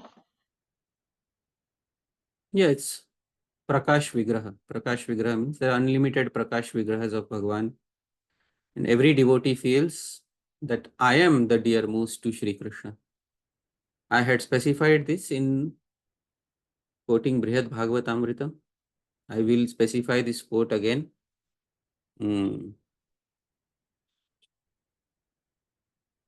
This is Brihad Bhagavatamritam. I am sharing my screen. Dhameshwar Mahaprabhu. This is the verse. Balakas taruna vriddha gopaste koti kotishah sarve vidur mahaprayan aham krishnasya netarah. Prabhu, kindly read the translation. Every one of the millions and millions of cowherds, the children, young people, and elders thinks, I alone am most dear to Krishna. And the next verse reveals, Tathaiva vyavaharopi tesham krishne sadekshate. Pratyekam teshu tasyapi vishuddhastadrikevasah. Just as the pure way they behave toward Krishna always confirms this ecstatic mentality, so does the way he behaves towards every one of them. Krishna also reciprocates with each and every one of them and makes them feel that they are the most special to him in Goloka. That is how Krishna reciprocates with each and every devotee in Goloka Vrindavan. So that is the answer to the question. Thank you so much, Prabhuji. We have a question from Yadupati Hari Prabhu. He says, Dandavat Pranams. Prabhuji, what will happen if a normal, ordinary sadhaka takes bath in Radha Kunda with a very reverential mood to attain Raganuga Bhakti? What will happen is that by the mercy of Sri Radha Kunda, if he or she has a proper mood, then Bhagavan may mercifully direct them towards an individual who may guide them on the path of Raganuga Bhakti. And the attainment of Lobha is also possible. If Lobha is attained, then Raganuga Bhakti begins. And if by mercy of Hari Guru Vaishnavas, Raganuga Bhakti is perfected, then they can attain a Siddha Deha. That is what can happen. And so there's no mechanical guaranteed process to get Lobha. No. There is no guaranteed mechanical process to get Lobha, because if that was there, then Rupa Goswami would not have said Kriyatam yadi kutopi labhyate. Purchase it in whatever way it is available. Then he would have given the way it is available. He would have not composed that verse. Krishna bhakti rasa bhavitamatir kriyatam yadi kutopi labhyate. Tatra laulyam api mulyam ekalam. Lobha is the only price to pay. But janma koti sukritair, you will not attain Lobha by millions of lives of performing bhakti sukruti. There is no fixed formula for that. Thank you, Prabhuji. I just bring that up because a lot of devotees ask that question of, how can I get Lobha? One devotee even asked me, should I stop reading the first 9 cantos in the Bhagavad Gita and only read the Madhurya pastimes of the 10th canto? Lobha is towards different moods. And, for Dasya Bhav, Sakya Bhav. So one should understand that Lobha is usually attained by previous samskaras, or it can also be attained in this life by associating with a sadhu who has those particular samskaras, but still there is no mechanical formula for it. These are only things that we can do. And we can pray intensely to Bhagavan for development of such Lobha. nothing else. And I really appreciate how you gave a class about the glories of Vaikuntha, because if we can't, first of all, appreciate the glories of Vaikuntha, how can we appreciate the glories of Goloka Vrindavan Dham? Exactly. Thank you. Next we have Rukmini Vallabha Prabhu. Hare Krishna Prabhuji, humble obeisances. Prabhuji, like in the presentation, you have quoted some verses from Lalita Madhava Nataka and Vidagdha Madhava Nataka, where the particular emotions of Radharani and Chandravali are described. And also you quoted from the commentary of Vishwanath Chakravarti Thakur on Ujjwal Nilmani, where he's analyzing the pastimes and all. So can we say, like, when our acharyas are revealing something which is not in scripture, like the certain pastimes of Radharani and Chandravali, that they are doing in their samadhi, and when they are analyzing the Siddhanta and all, they are doing using their intelligence or anuman, but in both sense they are blessed by Krishna. So. See, Prabhuji, the thing is, the acharyas who the direct associates of Sri Chaitanya Mahaprabhu are samadhi siddha acharyas. Their samadhi is perfected already. They don't have to go through the process of anartha nivritti, etc. They are samadhi siddha acharyas. Their samadhi is perfected. Sanatan Goswami is such a samadhi siddha acharya. In his samadhi, he visualized, he saw the entire Brihad Bhagavatamritam and he wrote it down. Sri Rupa Goswami is a samadhi siddha acharya. He wrote Bhakti Rasamrit Sindhu, the entire theoretical framework, and Ujjwal Nilmani, the entire theoretical framework of Madhurya Rasa, and then literatures such as Lalita Madhav Natakam, Vidagdha Madhav Natakam, which depict the various stages of Prema in Madhurya Rasa. Sri Jiva Goswami is a samadhi siddha acharya who wrote Madhav Mahotsav, where Srimati Radharani is crowned as the queen of Shri Vrindavan in the presence of Shri Krishna. So these samadhi siddha acharyas, when they are writing something, they are seeing directly through their samadhi. So that is what can be said about the writings of these particular acharyas. And when they are writing about the siddhantas, when they are mentioning the siddhantas are not anuman praman exactly. The siddhantas basically are taken from previous siddhas. Most of the siddhantas are taken from the previous siddhas, such as Bharat Muni, etc. So Bharat Muni himself was a siddhahast Mahapurush in Rasa Shastra. So most of the siddhantas are taken from previous siddhas, and Bharat Muni has specified that his literature is Pancham Veda. It was taken from Brahmaji. So obviously these are not based on Anuman Praman. These are directly Shabda Praman. So that is what I would like to say. I mean, we can say Shabda plus Anuman Praman. So I wouldn't say that it is Anuman Praman, because Sri Rupa Goswami just does not say that Anumiyate. It is thus inferred that her mood must be like this. He doesn't say that. He said her mood is direct. Since he's matching what Bharat Muni wrote with Bhagavatam, so that matching is done using Anuman. Yeah, but what came first, the Bhagavatam or Bharat? Both are Shabdas, so he's matching two Shabdas using Anuman. Can we say like that? So that is what. And we can learn from the acharyas how they are doing, and when we also get some question, we can do that. That's correct. If you want to do a correspondence of one Shabda Praman with another Shabda Praman, that is most welcome. Srila Prabhupada used to call it philosophical speculation. That you take one Shabda Praman and you take another Shabda Praman. If you find a direct correspondence between them without any hindrances, you can safely say that this is what it is. Yes. Thank you. Next we have Part Pancholi Prabhu.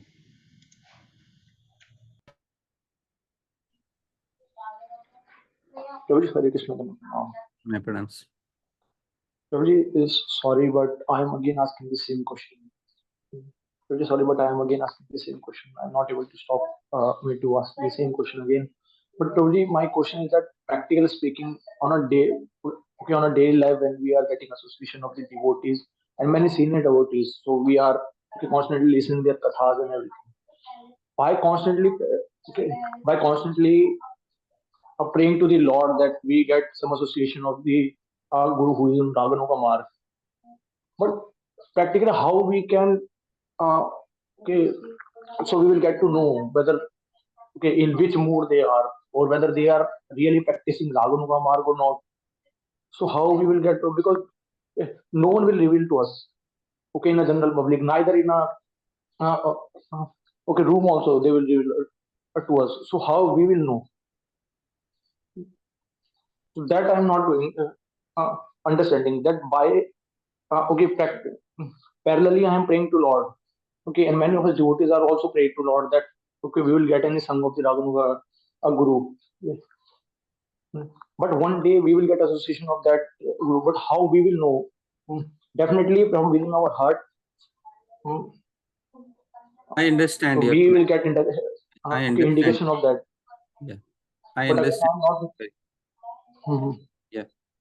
So, Prabhu, when nowadays our conception of meeting a guru has changed significantly. Often sitting in a class with a senior devotee is considered as association. When in fact Sri Rupa Goswami had said in Bhakti Rasamrit Sindhu, Vishrambhena Guruho Seva. What is the meaning of Vishrambhena Guruho Seva? This is the third limb amongst the 64 limbs. Vishrambha means Vishwas. Vishwasena Guruho Seva. Service to the Guru with confidentiality and confidence. But this confidence is only developed when one gets a chance to associate in person, in solitary place with the Guru. Such solitary association, because it is often not available for most of the devotees. Therefore, most devotees become bewildered in determining whether a particular individual is Krishna's, God sent representative for me. Therefore, I would like to once again say that only when we get the chance to do Vishrambhena Guruha Seva, service to the Guru with confidence, and then the Guru will tell us Sadhu Vartmanu Vartanam, Krishna Dikshadi Shikshanam, how to render service to Sri Krishna. That Shiksha is most important. The Guru will directly tell us what is Vaidhi Bhakti, what is Raga Bhakti. Then the Guru will tell us the qualifications of Raganuga Bhakti. If all these things are not happening in our lives, then somewhere we are missing something. But we may take a petition in our hand and go to 100 places. But until Sri Krishna approves the petition, we will not have attained success. Till the time we do not attain success, we should work on self-reformation and getting rid of our anarthas as much as possible. Sadhana Bhakti is of two types, Vaidhi Bhakti and Raganuga Bhakti. For one who cannot attain Raganuga Bhakti because Krishna did not want it, still the path of Vaidhi Bhakti is available to everyone. But Raganuga Bhakti is available only to certain people who have the proper mood and attitude. And if Sri Krishna sees that a particular person is lacking in certain way, Sri Krishna may decide not to give association of a Raganuga Bhakta to such an individual. We cannot be in a hurry. We have to be patient. Because, as the English proverb says, good things come to those who wait. So we have to patiently wait, develop the correct attitude, and pray intensely to Bhagavan to give us Vishrambhena, Vishwasena Guru Seva, solitary personal association of such an individual. And if we have the proper mindset, then we will get the proper association by the mercy of Sri Krishna. When we get that association, that Guru will explain to us what is Raganuga Bhakti, what are the characteristics of Raganuga Bhakti.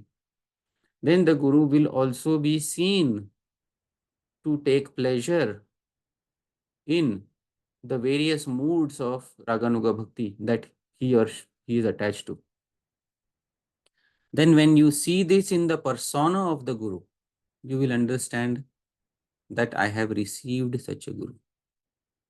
Then you can take instruction from such a Guru. Till that time, you have to wait patiently.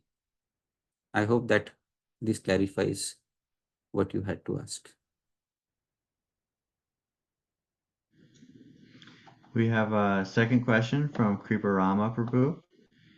He says, if Chaitanya Mahaprabhu did not experience Madanakhya Mahabhava, what level of Radha Bhava could he experience in Gambhira? Madanakhya Mahabhava, obviously. He came to what were the three desires of Bhagavan Sri Krishna? The three desires were that I want to experience what is the greatness of Sri Radha's love. What is the greatness means? What is the highest point that Sri Radha's love reaches? That is what he wanted to experience. Excellent. Next we have Yadupati Hari Prabhu. Prabhuji, what will happen if a... Oh, I read that one already. He had another one. I think Kamala Mataji is waiting. Okay, next we have Kamala Mataji.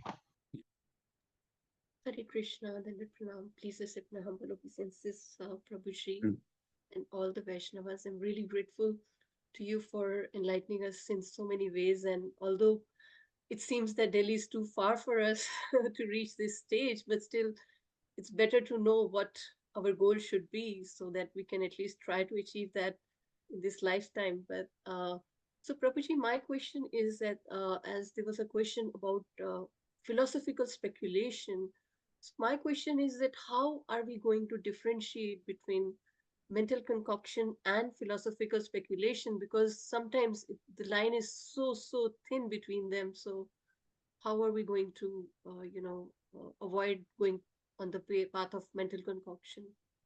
Thank you. Philosophical speculation is based purely on Shastra. So you have Shastra as your basis, and using Shastra as your basis, you use your mind. That is what Srila Prabhupada called philosophical speculation. Devoid of Shastra, it is called Shushka Tarka. Shushka Tarka means dry logic. Dry logic leads to mental speculation. Shastriya Tarka is what is allowed. Shushka Tarka is not allowed. In Bhakti Rasamrit Sindhu, Sri Rupa Goswami mentioned about this very clearly, and I will try to specify the verse. Yeah, Sri Jiva Goswami actually quotes it in his commentary to Bhakti Rasamrit Sindhu. Here it is.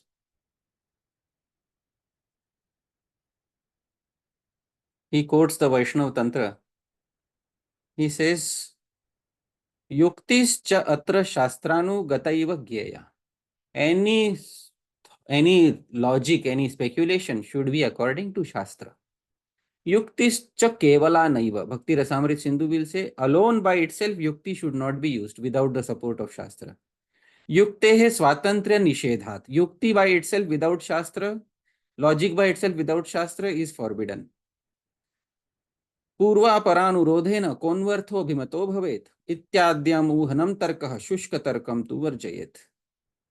Purvaparanurudhena, by seeing Shastra front and back, by comparing this Shastra and that Shastra, konu artho abhimato bhavet, which meaning is logical. Ityadyam uhanam tarka, all this speculation is proper logic. Shushka tarkam, and dry logic without Shastra, tu varjaya, should be avoided. All of this is mentioned in 1.2.17 Bhakti Rasamrit Sindhu commentary of Sri Jiva Goswami. So devotees who are interested can look it up.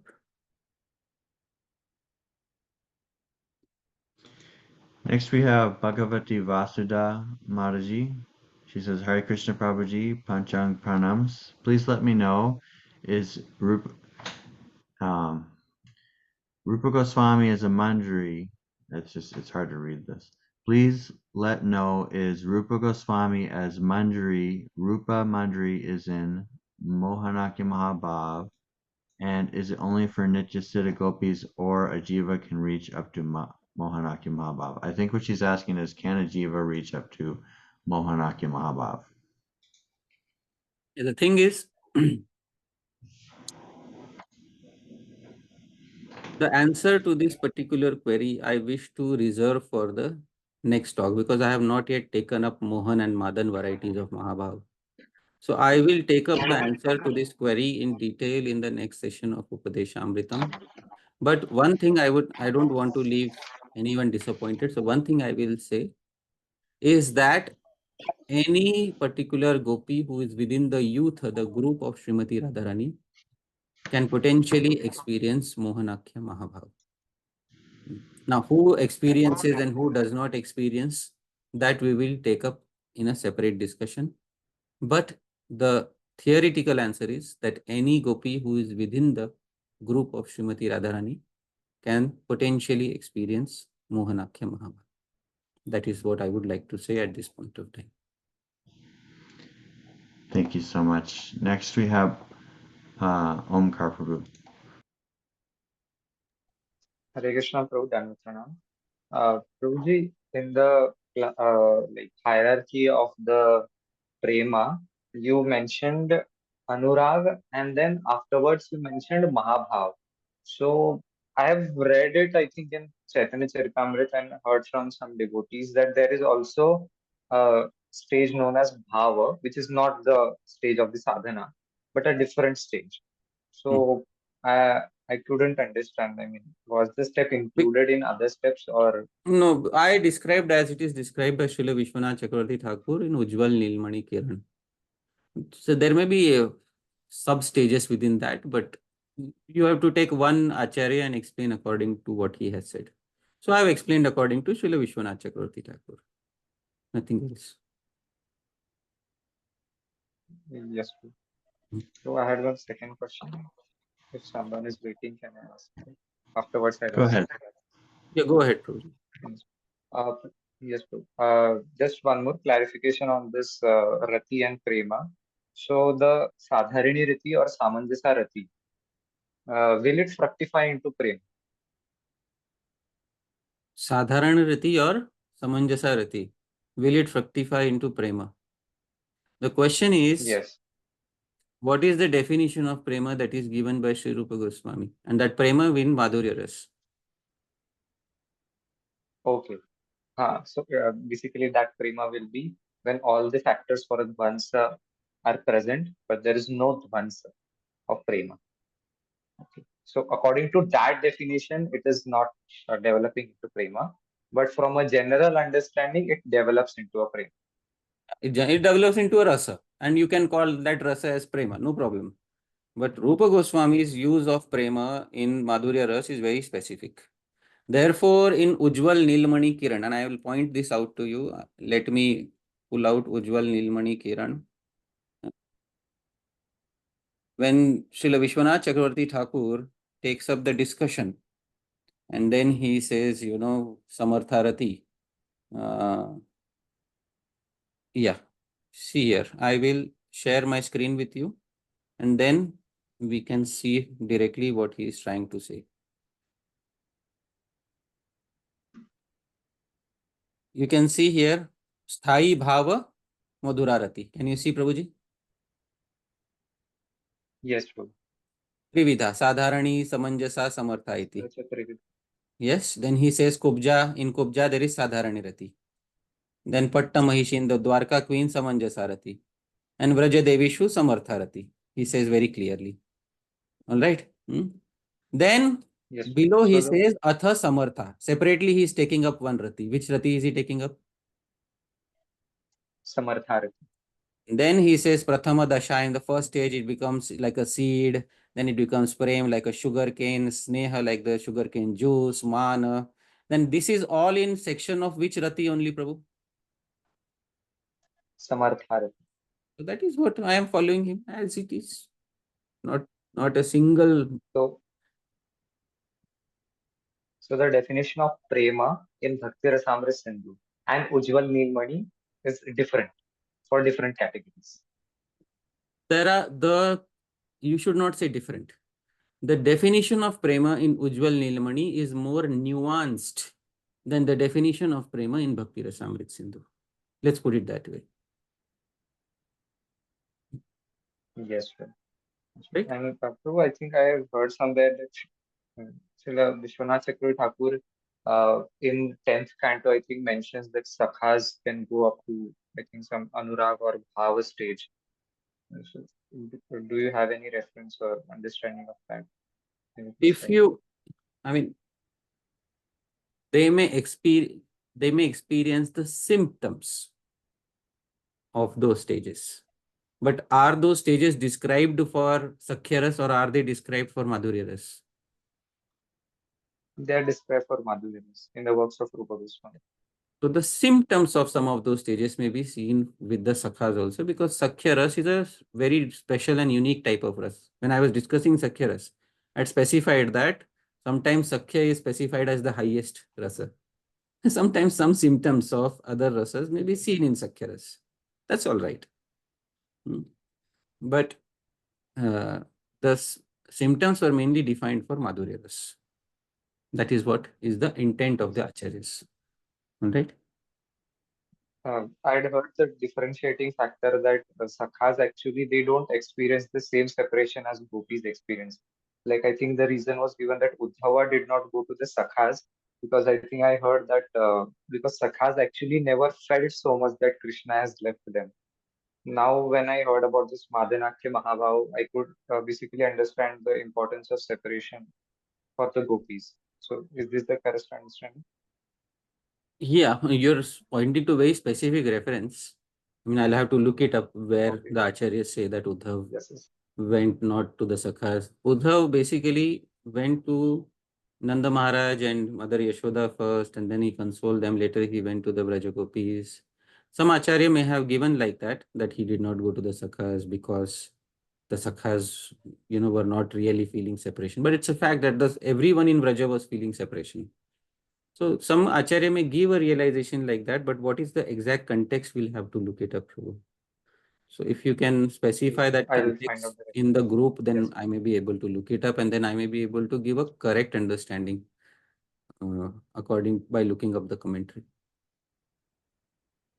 Yes, sure. Right.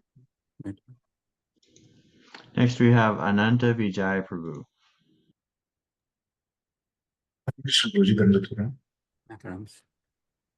Thank you, Prabhuji, for a detailed class.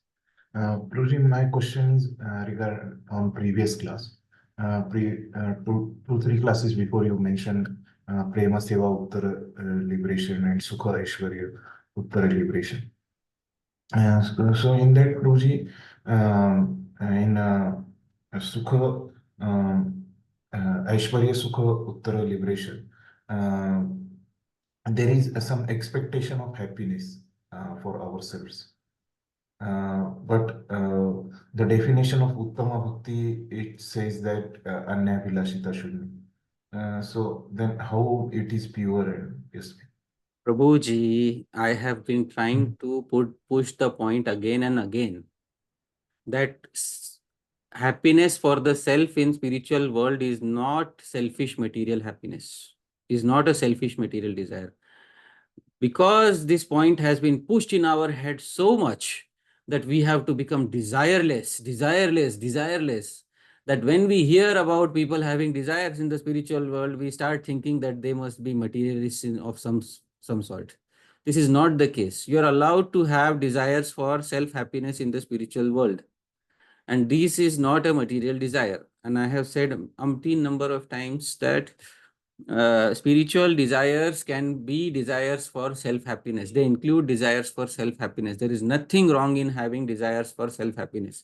Even today, when we are discussing Sadharani Rati is purely for self-pleasure, but it is in the spiritual world. And it is one form of allowed, although not the greatest, it is one form of allowed, sthai bhav in the spiritual world. Kubja has that sort of a bhav. She is allowed in the spiritual world. So, Uttama Bhakti, what is Uttama Bhakti? Anya Abhilashita Shunyam, free of all other desires. Other means what? All desires besides the desire for bhakti. So basically, these particular desires are desires for bhakti only. They are considered to be desires for bhakti only because they are desires in connection with Sri Krishna. Although they may be desires for self-happiness, they are in connection with Sri Krishna. Therefore, they are not to be considered on the same level as material desires devoid of Sri Krishna. That is the answer to your query.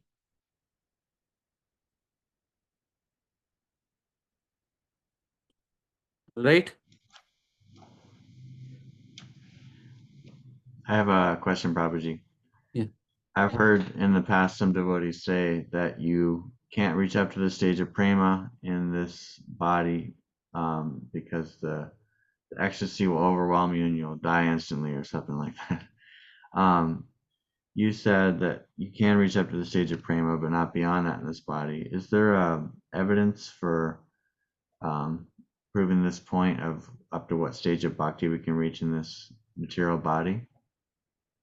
The thing is, when a particular person in Bhakti Rasamrit Sindhu, basically, which was the guidebook for sadhakas, Sri Rupa Goswami, in the first eastern direction, he defines bhakti as three types: sadhana bhakti, bhav bhakti, prema bhakti. These are the three types he describes in the eastern division of Bhakti Rasamrit Sindhu. And he was defining it for all the sadhakas, basically. So for sadhakas, he specified till prema. He did not take it beyond prema for the sadhakas. This is how it is understood that for the sadhakas, you can reach up to that point. Whatever is specified, the last limit that is specified in Bhakti Rasamrit Sindhu. And then beyond that, sneha, all the examples that Sri Rupa Goswami gives of sneha, pranaya, mana are of the siddhas. They are of the gopis. It does not give any examples of the sadhakas for sneha, pranaya, man, etc. That is another way it is understood. That these stages are for the siddhas, not for the sadhakas. So I hope that clarifies for you. Thank you. It's very clear. Next, we have Raj Parikshit Prabhu. Hare Krishna. My pranams. Hare Krishna.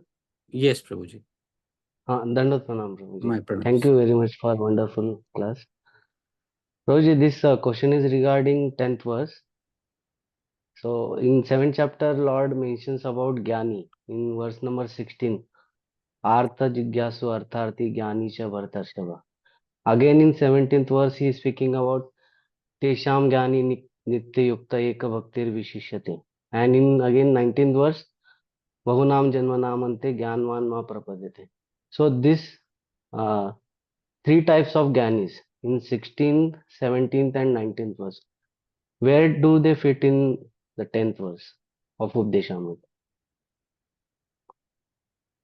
Where do they fit in the 10th verse? Karmibhya parito hare priyataya vyaktim yayur jnaninas. They fit on the second circle. I had shown the various levels of proximity to Sri Krishna. The first level was karmis who are following Vedic rituals.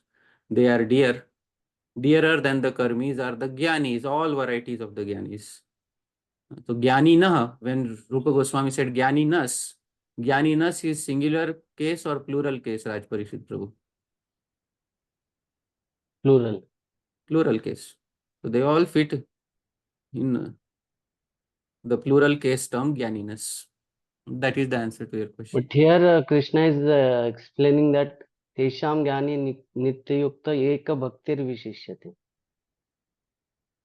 तेषां ज्ञानी नित्ययुक्त एक भक्तिर विशिष्यते प्रियो हि ज्ञानिनोत्यर्थम अहम सच मम प्रिय. Such a mama priya. But that person still तेषां ज्ञानी नित्ययुक्त, basically that particular ज्ञानी who is always engaged in his process. Which process? एक भक्तिर विशिष्यते. So when Srila Vishwanath Chakravarti Thakur, he comments on that particular verse. So some commentators take एक भक्तिर as being somebody who is basically who has taken prominently to bhakti. That particular jnani has moved to the next stage, jnana vimukta bhakti parama, that he has become liberated due to the influence of jnana, and now his bhakti is prominent in his life.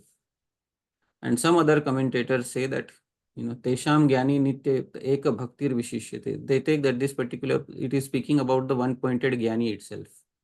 So it depends on what definition, what type of, how do you interpret Eka Bhaktir in that particular verse.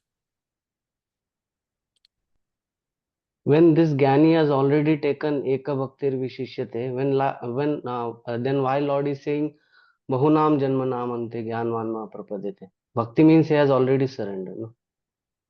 But he is still Gyani, right? Why is he being called a Gyani if he has taken Eka Bhaktir Vishishyate? What is the meaning of the term Eka Bhaktir? How does Srila Vishwanath Chakravarti Thakur, how do the Acharyas explain Eka Bhaktir? I have not read the commentary of Vishwanath Chakravarti Thakur. But it's important to read those particular commentaries, because unless we understand the terms, I will share the particular commentary. But this Tesham Gyani Nitya Yukta Eka Bhaktir Vishishyate is not from the 10th chapter. This is from the 7th chapter. Seventh chapter. 7th chapter of Bhagavad Gita. So let me pull out the 7th chapter of the Bhagavad Gita. I will share the commentary with you. Let me pull it out. Yeah. I'm sharing my screen with you, and we will see the, I'm sorry, I'll just read out the commentaries. I will specify what each commentator says. Tesham Gyani Nitya Yukta Eka Bhaktir Vishishyate. Srila Sridhar Swami says, Nitya Yukta Sada Man Nishtha. Nitya Yukta means he is always fixed upon me.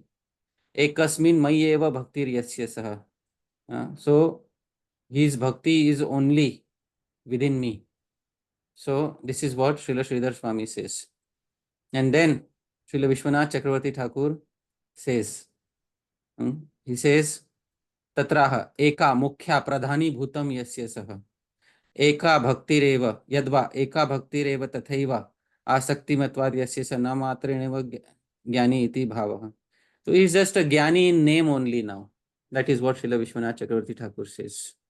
So that is, he is now come to the stage of Jnana Vimukta Bhakti Parama. That is what Srila Vishwanath Chakravarti Thakur, Srila Sridhar Swami are indicating in this particular verse. That is the answer to your query. The process of surrender happens after that? Process of surrender happens after what, Prabhu? After he has already entered into bhakti. Because 19th verse says, Bahunam Janmanam Ante Gyanvan Mam Prapadyate. Bahunam Janmanam Ante Gyanavan Mam Prapadyate. So he first and foremost, he surrenders to Bhagavan and then enters the process of bhakti. His Gyan becomes loosened, his grip on Gyan becomes loosened. Then he becomes, Eka Bhaktir Vishishyate. First and foremost, his grip on Gyan has to loosen. Then he surrenders to the process of bhakti. He surrenders to Bhagavan. Then he becomes Eka Bhaktir. After surrender, you can be called one-pointed. You cannot be called one-pointed before surrender.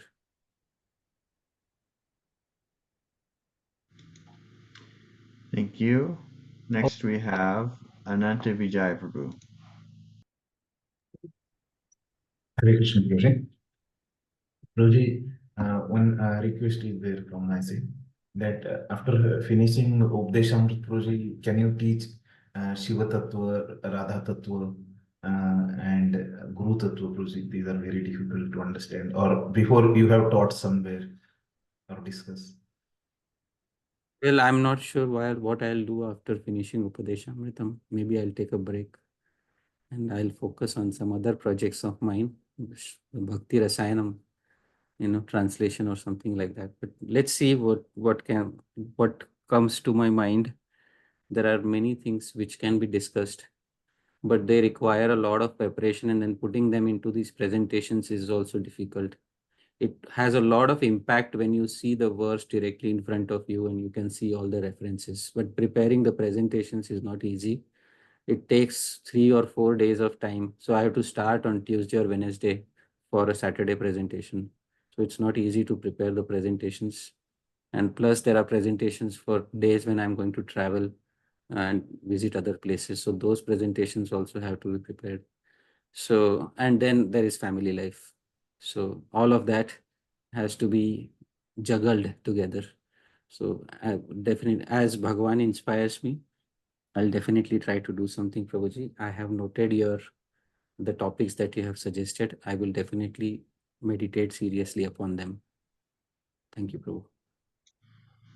We have to consider the supply and demand because there's like 300 of us and one of Hari Parshad Prabhu, and every single one of us would just love to spend days and days with him asking all our questions and talking about Krishna.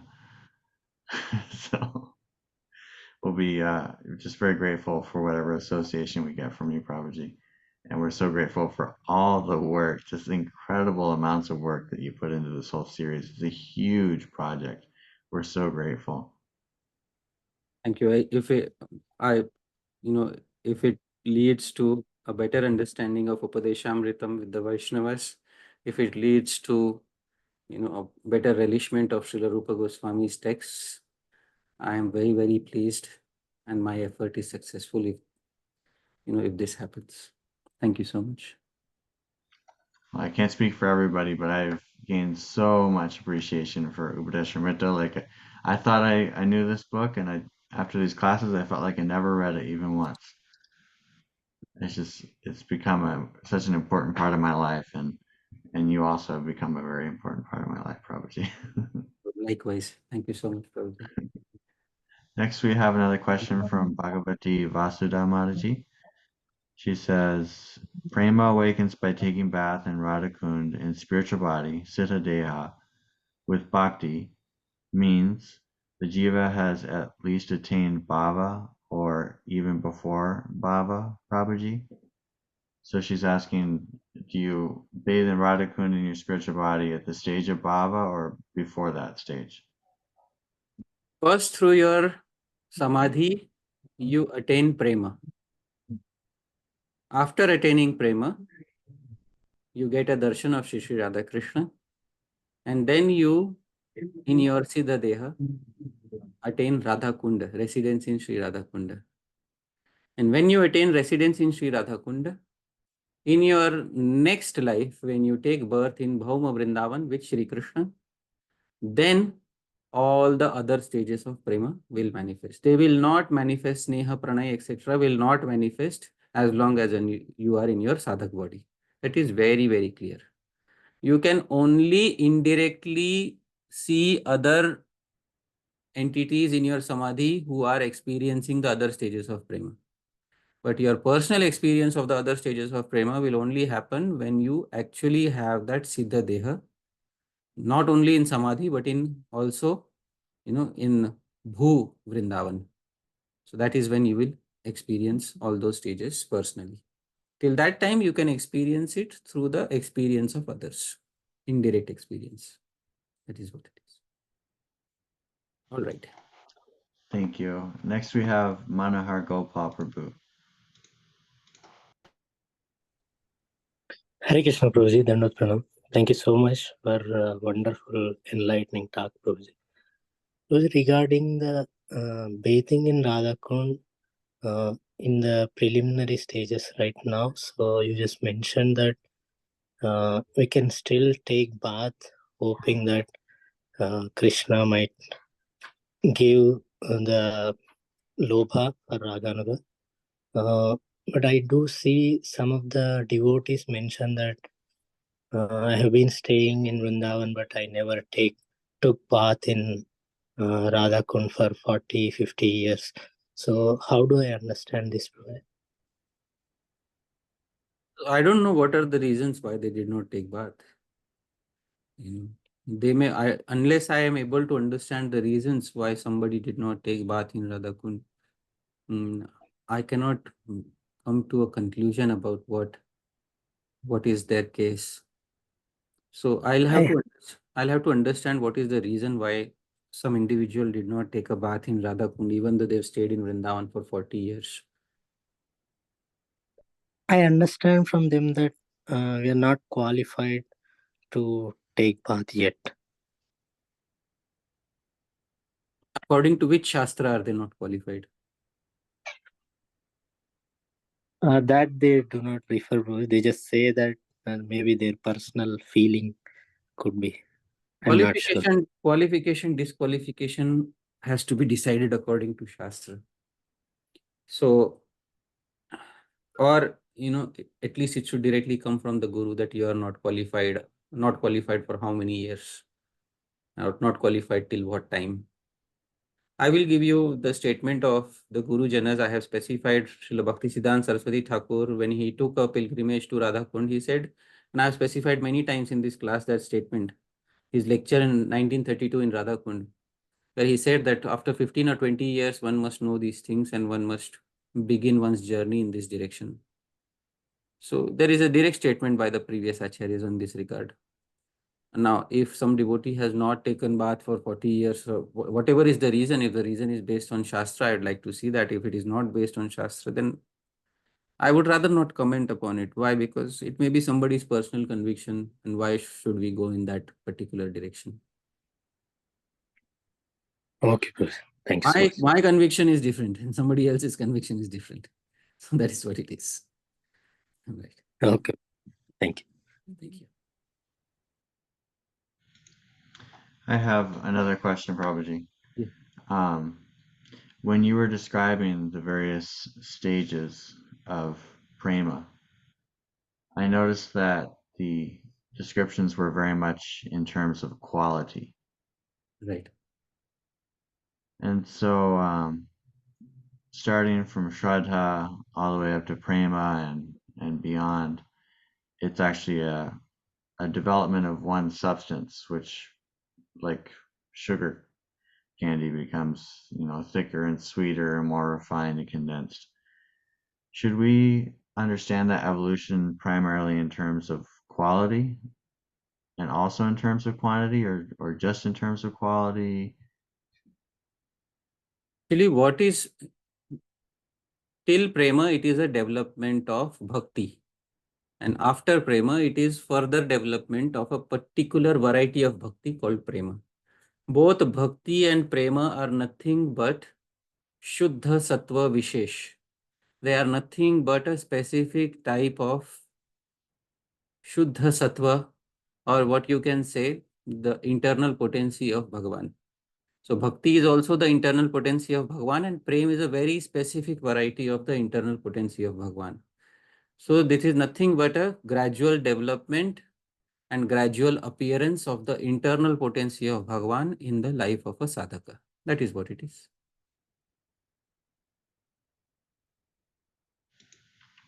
Thank you.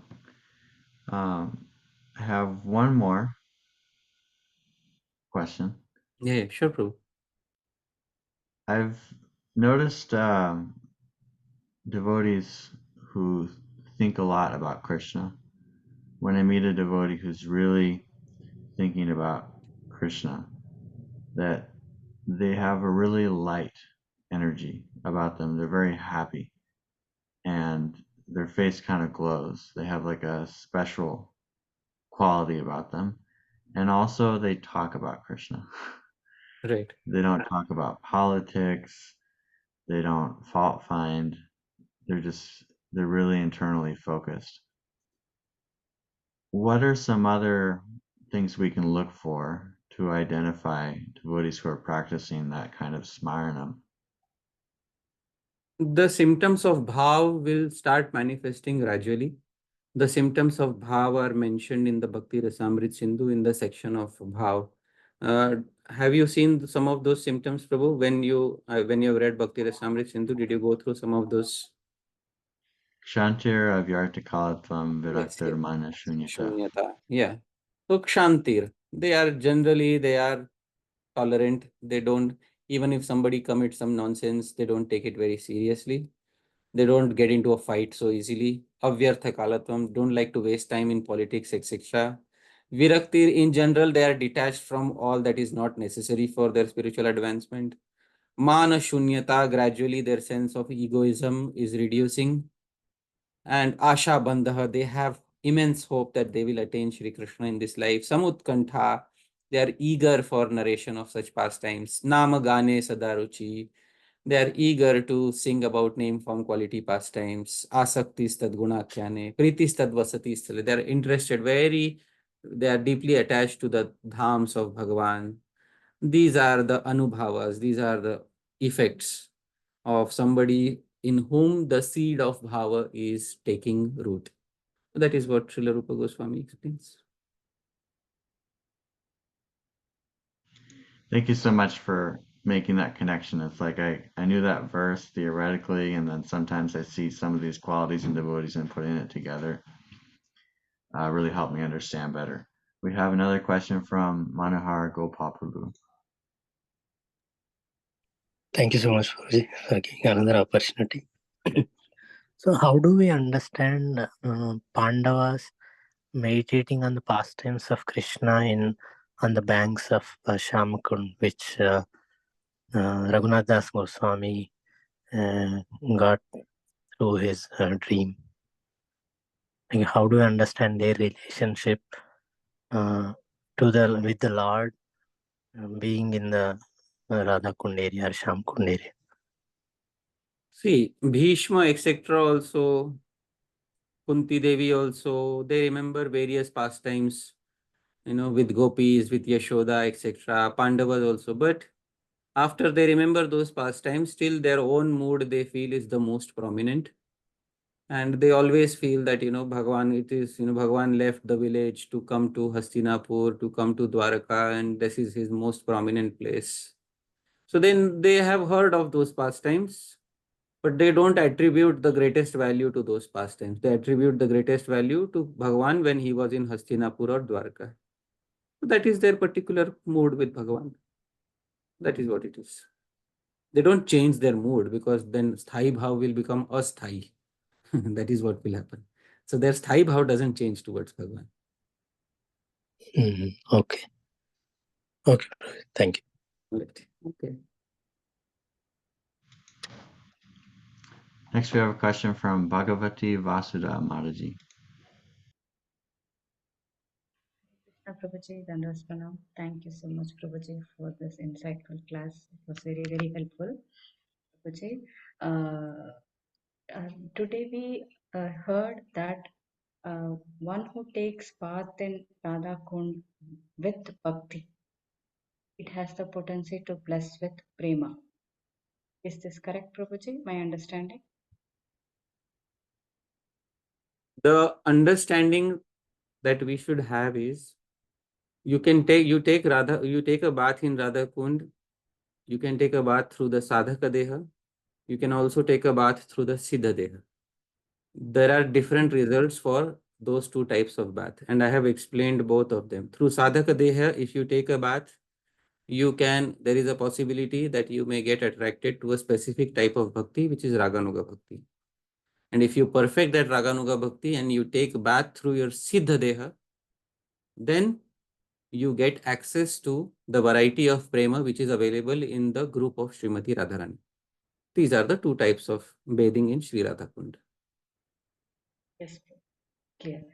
While taking bath in Sadhaka Deha, what is the qualification or stage one should be to be blessed with Prema? Even with faith is enough, or Bhava? Sri Bhaktivinoda Thakur in his commentary had specified that Bhakti Sahitam, one should take bath with the proper devotional attitude. At least one should know what is Sri Radha Kunda, what is the purpose behind taking bath at Sri Radha Kunda, what is the result to be derived by taking bath at Sri Radha Kunda. Some basics should be known. Otherwise, it's not just one of the holy tirthas where you take bath for some material piety. So that is not how Radha Kund should be treated. So one should at least know some tattva about Sri Radha Kund before taking a bath. There are many people who don't know anything about Radha Kund, but they just come because it is a popular place now. They also get Sukriti, but the actual result is available only to a person who performs the process of bathing in complete knowledge and realization. Deve tirthe tatha mantre दैवज्ञे भेषजे गुरौ यादृशी भावना यस्य सिद्धिर्भवति तादृशी. Deve tirthe tatha mantre daivagye bheshje gurau. In 6 things, you get reciprocation according to the development and level of your mood. Deve, in a deity. Tirthe, in a holy place. Dvije, in a brahmana. Mantre, in a mantra. Daivagye, in an astrologer. Bheshje, in a physician. Gurau, and in a guru. In these 7 things, in the 7 entities, the reciprocation is according to your degree of faith. That is what it is. I got it. So bhakti, even in the stage of faith and with the proper understanding, it is sufficient enough. Wonderful. Yes, therefore, Srila Prabhupada also, he encouraged his disciples when he took them to Radha Kunda. Many of them were newcomers. He encouraged them to take bath in Radha Kunda, but not with a frivolous mindset. Take bath with a proper reverential attitude. At least the basics should be known. Thank you very much. That's all the questions that we have today. Thank you again so much, Prabhuji, for your wonderful association. It's so enlivening. And even devotees here in my area are talking about these classes and how much it's nourishing their bhakti and their appreciation for our whole lineage, for Rupa Goswami, for Upadeshamritam. We're so grateful for you, Prabhuji. And I'll now invite all the devotees to unmute and give a big thank you to Hari Pārṣada Prabhu. Radhe Radhe. Thank you so much, Thank you, Prabhuji. Prabhu. Thank you so much, Hari Pārṣada for Prabhuji. this wonderful Thank you, class. Prabhu. Hare Thank Krishna you so much, Prabhuji. Prabhuji. Hare Krishna. Jai Jai Hari Guru Pārṣada Prabhupada. Prabhuji. Hare Krishna, Prabhuji. Jai. Jai. Jai Jiva Goswami Prabhupada ki jai. Srila Thank Prabhupada ki you. jai. Thank you. Ananta Koti Vaishnava. Jai Hari Pārṣada Prabhuji. Jai. Srila Prabhupada ki jai. Hare Krishna. Thank you so much, everyone, for your association. We'll see you soon. Hare Hare Krishna. Krishna. Hare Krishna. Thank you so much, Prabhuji. Hare